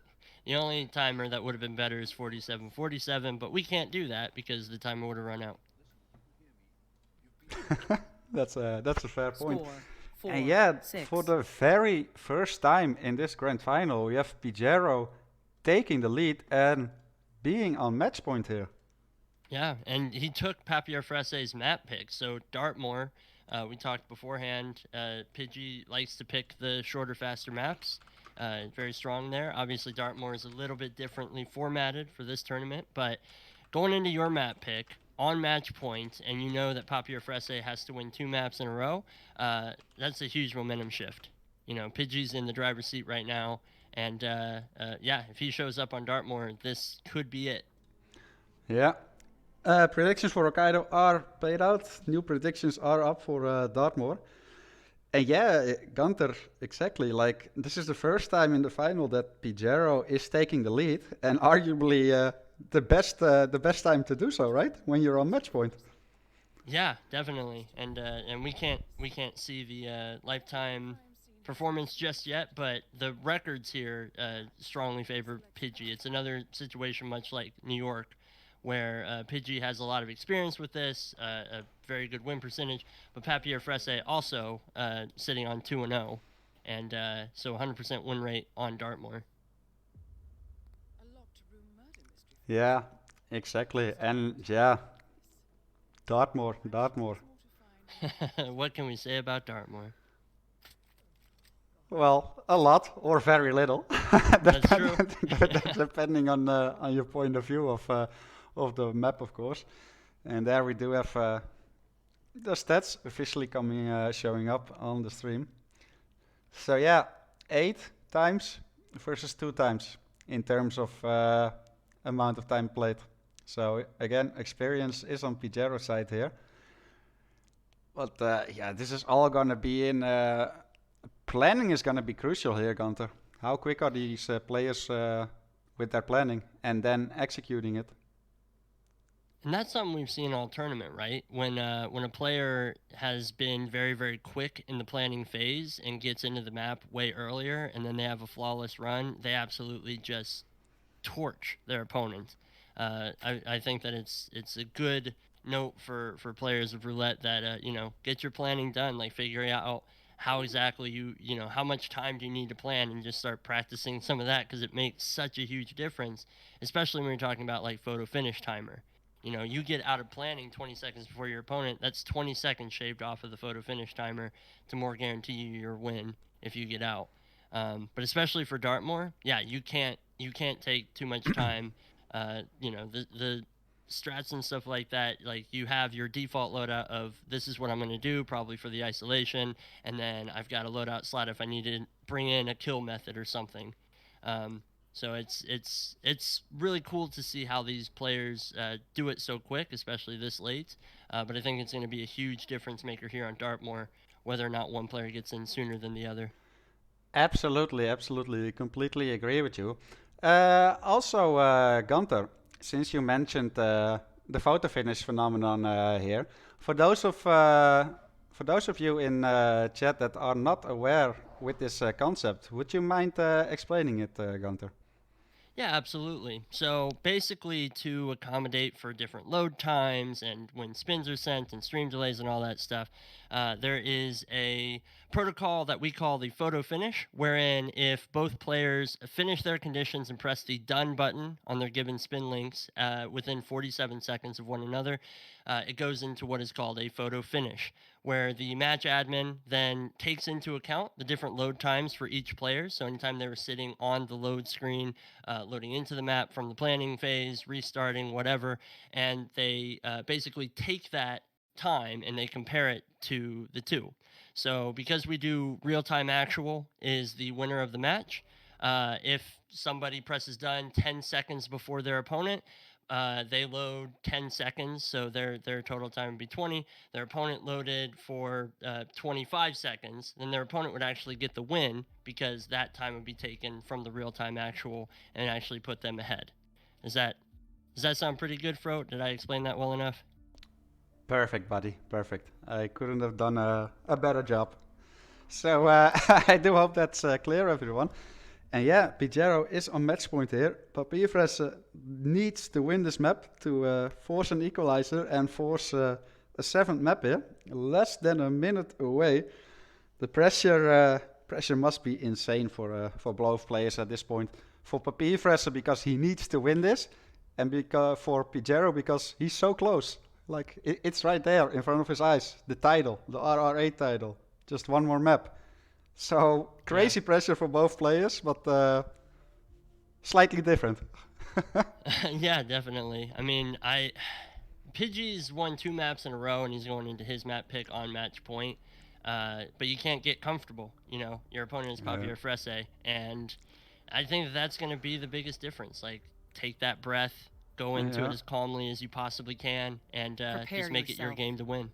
Exactly, and the spin is here. 9, And we do have Alexa Carlisle, 6, Garden Fork as 5, mention guard. 4. And 3, for the secondary 2, objective, collect the 1. tokens as the gardener. Eliminate the target. Okay, So the gardener is trespassing in the mansion. So collecting the Right. tokens could be interesting. That one's going to be a little bit spicier, yeah. So it's, obviously you've got Rebecca who wanders in that hallway. It's most likely we're going to see her grabbed. both players opting to start behind the mansion in the suits. Yeah, and only a 10-second lead for Pigiero here.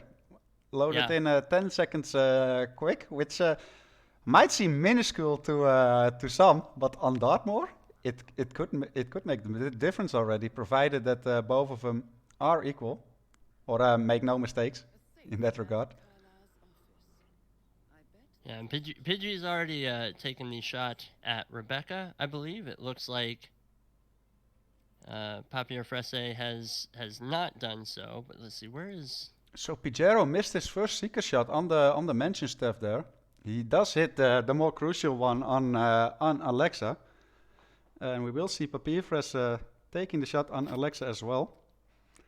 So Yeah. pretty equal here. Still only definitely. a couple of seconds behind for Papierfresse, but this is such high pressure. I can feel the tension. Ooh, and Pidgey with the good timing here on Fernsby. Yeah. He's gonna be able to get that token down, and he can come back and grab that. That's actually a fairly safe spot for him to grab it as the gardener as well. Yeah, and again, same principle as New York, Gunter. Apparently, those tokens aren't that important to these guys because they don't pick them up once they wake up from their training. They're not. No, I'm good. Not part of my job description. So that's very nice here. And look at this map knowledge from Pigiero here at the toilet. There was a free secure mention guard outfit in that locker that he had to break open. That's very nice map knowledge there. And he does get a huge whoosh there whoosh, from a but cleaning lady, but he does... sits on 95% for a while. yeah. Yeah, and I don't know if either player has a garden fork yet. It looks like Papierfresse is going back outside to grab this one here on and- the table. No! Pigiero Oh, no. just got spotted by the cleaning lady right at the edge. He was almost outside where he wouldn't be trespassing anymore, but he did get caught, and that's huge here for That's Papierfresse. massive. And he's going for an outside mansion guard. Uses the snail. So doesn't have to worry about hiding the body here. Gets the disguise. Has Alexa already knocked out. Has the garden fork in hand. Just needs to make his way back there. Needs to dodge this cleaning lady. Throw some soap there as well to keep Emma from coming into that room. And he just rushed in there quite comfortably, knowing that garden or cleaning lady was not looking. And we do see the first kill here for Papierfresse. There we go, garden fork. Boxes up Alexa. And now needs to go looking for a gardener disguise. Yeah, but I mean that's big. He's in such a good and commanding position right now with almost over 2 minutes of an in-game time lead. Even though Pigiero probably has a slightly faster strat in terms of getting Alexa isolated, just the fact that Papierfresse already has that done and is looking really clean, I think this is a really good spot for him. Yeah, I agree. Pigiero does have the quickest threat. Also, the map knowledge of knowing that mansion guard disguise, there's a free one in that locker room. This is very nice map knowledge. Whereas Papierfresse had to go outside to get the disguise. But yeah, a faster threat doesn't mean anything if you get caught and you have to restart Gunter, because that completely turned it around, and we see Papierfresse in the gardener disguise right now. Yeah, and Pigiero still has to go and get his garden fork as well, which is going to slow him down a little bit. But I'm curious. He's climbing up, and why? Oh, unless he's mistaking them and actually going for the Oh, case no. file. That might explain why he hasn't gone to knock out any of the other... Oh, no. That would be... He might have read the spin wrong, because it does say like secondary objective, obtain case file, but then specified collect the tokens. So he might, Yeah. in all the pressure, he might be mixing those up, and that would be devastating for Papierfresse here. I mean, if he picks these up, it's still not a restart, right? No, yeah, he can still go and grab the tokens. Yeah, but oh. But when can the admin jump in and say, hey... Yeah, not That's not until the he right not objective. in this case, not until he has exited. That's Oh, that's no. the problematic part. That's worse than just a late rip. It's the same with like a kill method. Like we can see someone being in a wrong disguise, but until he makes the kill, you can't say it. And oh, this is hard. Yeah. This is heartbreaking for Papierfresse. And he has exit, and Chris, the match admin, will reject the run and tell him, You've got mail. there we go, you got mail. That's that's heartbreaking for Papierfresse here. Yeah, especially because like we look and Pigiero's in a really really good spot right now, because he's already got the Alexa Carlisle kill down. He's about to grab his Gardner disguise, and we saw him knock out Fernsby earlier. Like he's very aware that he needs to collect the tokens and not the case file. Yeah, and that's just such a terrible way to lose this map. Granted, he hasn't lost yet. Pigiero still has work to do, of course. And the butler is just waking up for Pigiero, but that's heartbreaking for Papierfresse here. He had such a massive lead there due to the restart of Pigiero, and now it's in Pigiero's hand here. Needs to navigate the mansion. He did get the token from the butler already, just needs to get the one from Emma, but where is Emma at this point? He already calmed her as well, and there is... Yeah. That's it. That's it. It's just straight on through. He doesn't have any bodies out that are going to be found or anything like that. And that is a 5-star SA rating, and that's so unfortunate for Papierfresse. But that does seem to be it. We're waiting for admin confirmation, of course. There it is. And there it is, 8 for... What a heartbreaking way to go out for Papier, because that was such an impressive run all the way through, and then to just misread the objective there. Yeah, that's just heartbreaking. He must be pissed. I would be as well. It's incredible, but if anything, he was so close. He played so incredibly well this entire tournament. He didn't lose a single match up until the grand final here, Papierfresse. So I can't understate how big of an achievement that is from his side, and to be so close. Like it was 4-4, then 6-4 on Hokkaido due to 2 very unfortunate rips for both players. PG taking the lead, and then that Dartmoor, a crucial restart from Pigiero.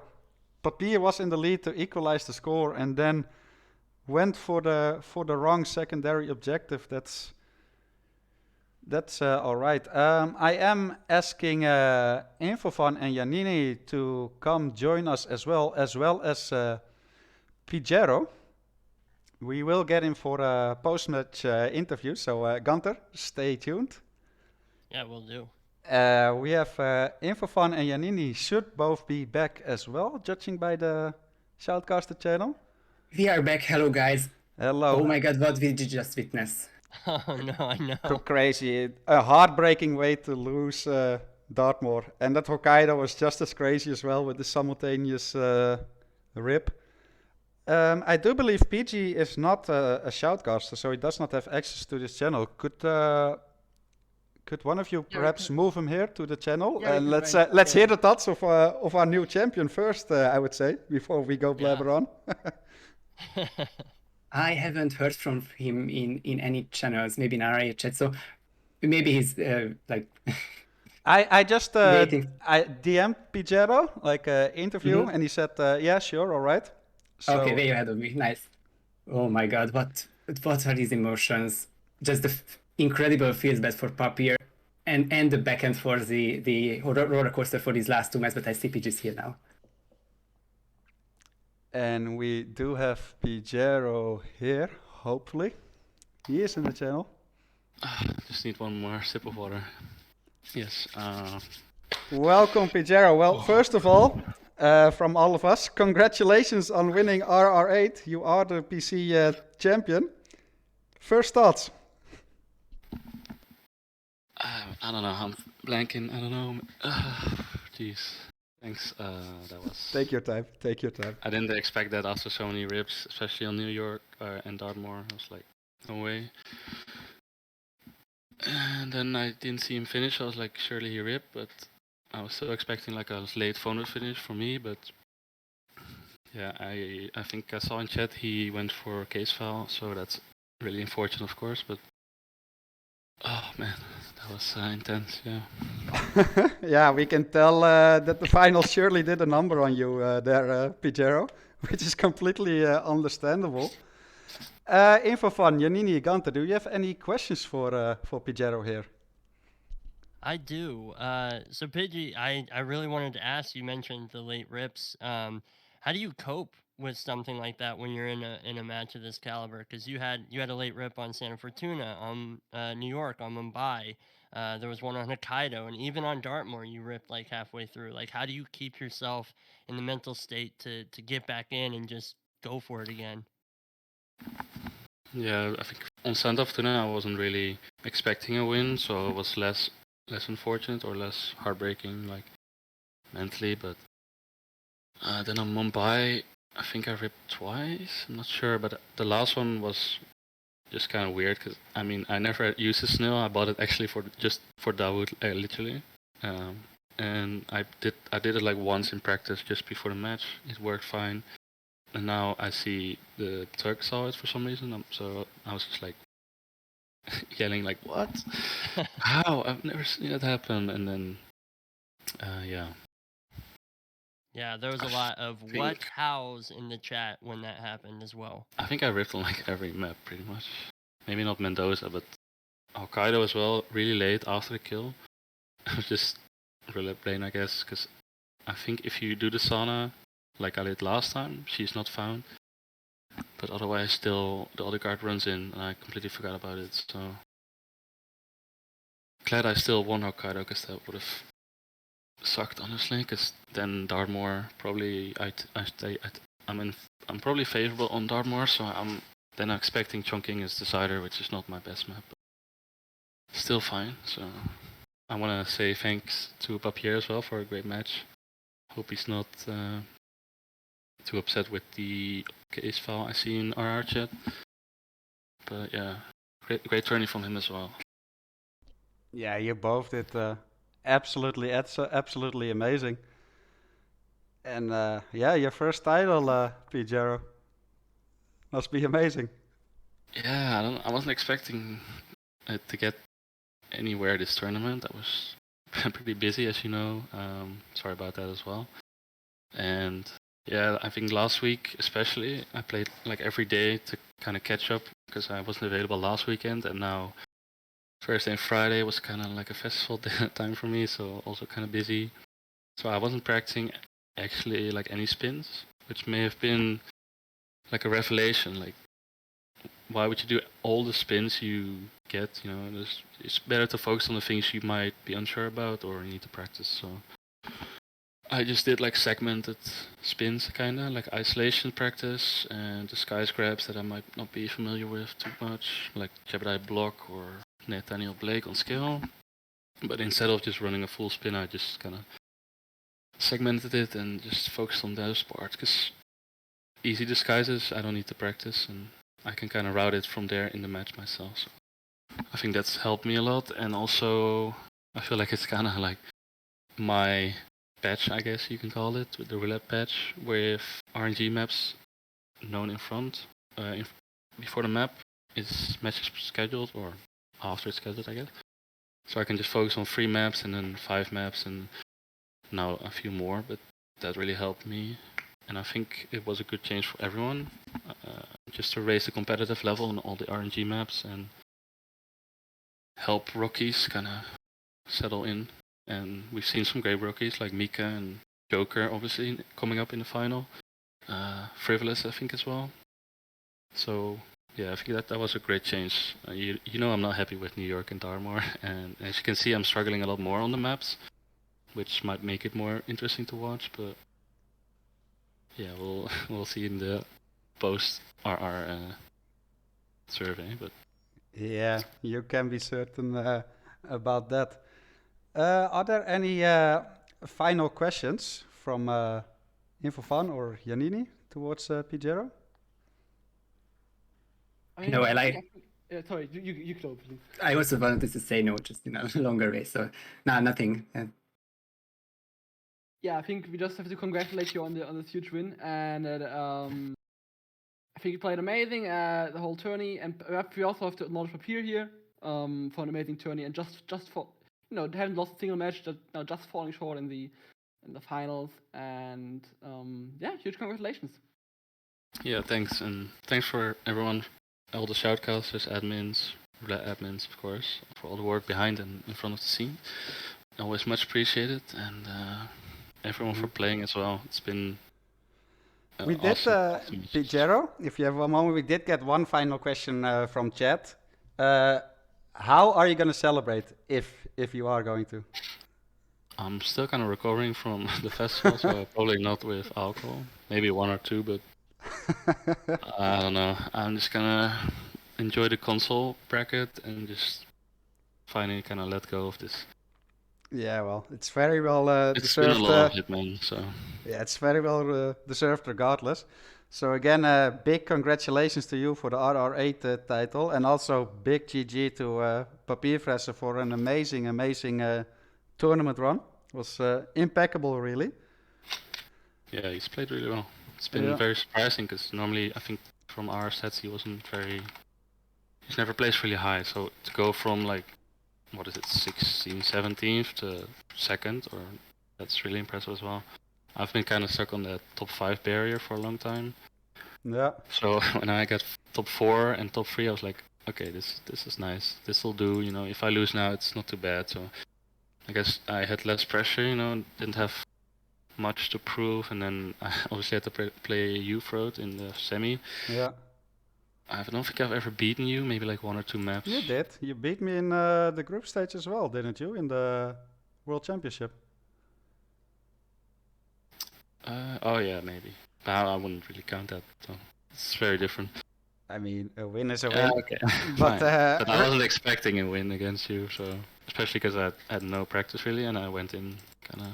I mean, at this Blind point in the almost. tournament, like the top 6, everyone can win, and yeah, a well-deserving title for sure. I hope you go and enjoy it and get some rest, Pigiero. You definitely deserve it. Thanks. Yeah, I'll definitely talk some shit to Joker because he was definitely doubting me as a joke. But we'll see if he can take his. Has Venium ever won? I don't think so, right? But yeah, it would be sick to see Joker take it. But Venium lately has been incredible and seems almost unbeatable. The way he's playing buff and just I don't Yeah. think anyone could have beaten him in those matches. So Yeah, that's gonna be See. amazing. it's gonna be a lot of pressure, of course. But good luck to both of them. Yeah. I wanna give a big thanks to Gunter, Infofon, and Giannini, sorry, for casting. Was amazing. Was a lot of fun. Thank you guys very much. Yeah, thanks for having me. And My pleasure. Was great to be part of it. yeah, glad to have you guys. Was amazing. Also, big shout out to Chris, our match admin, coming in to save us last moment. Was a great job. And of course to Mr. Mike, the mastermind behind the hit maps, an impeccable job as always. This could not have been possible without him. So much love. And speaking of, we're only halfway done, guys, because I believe we do have another grand final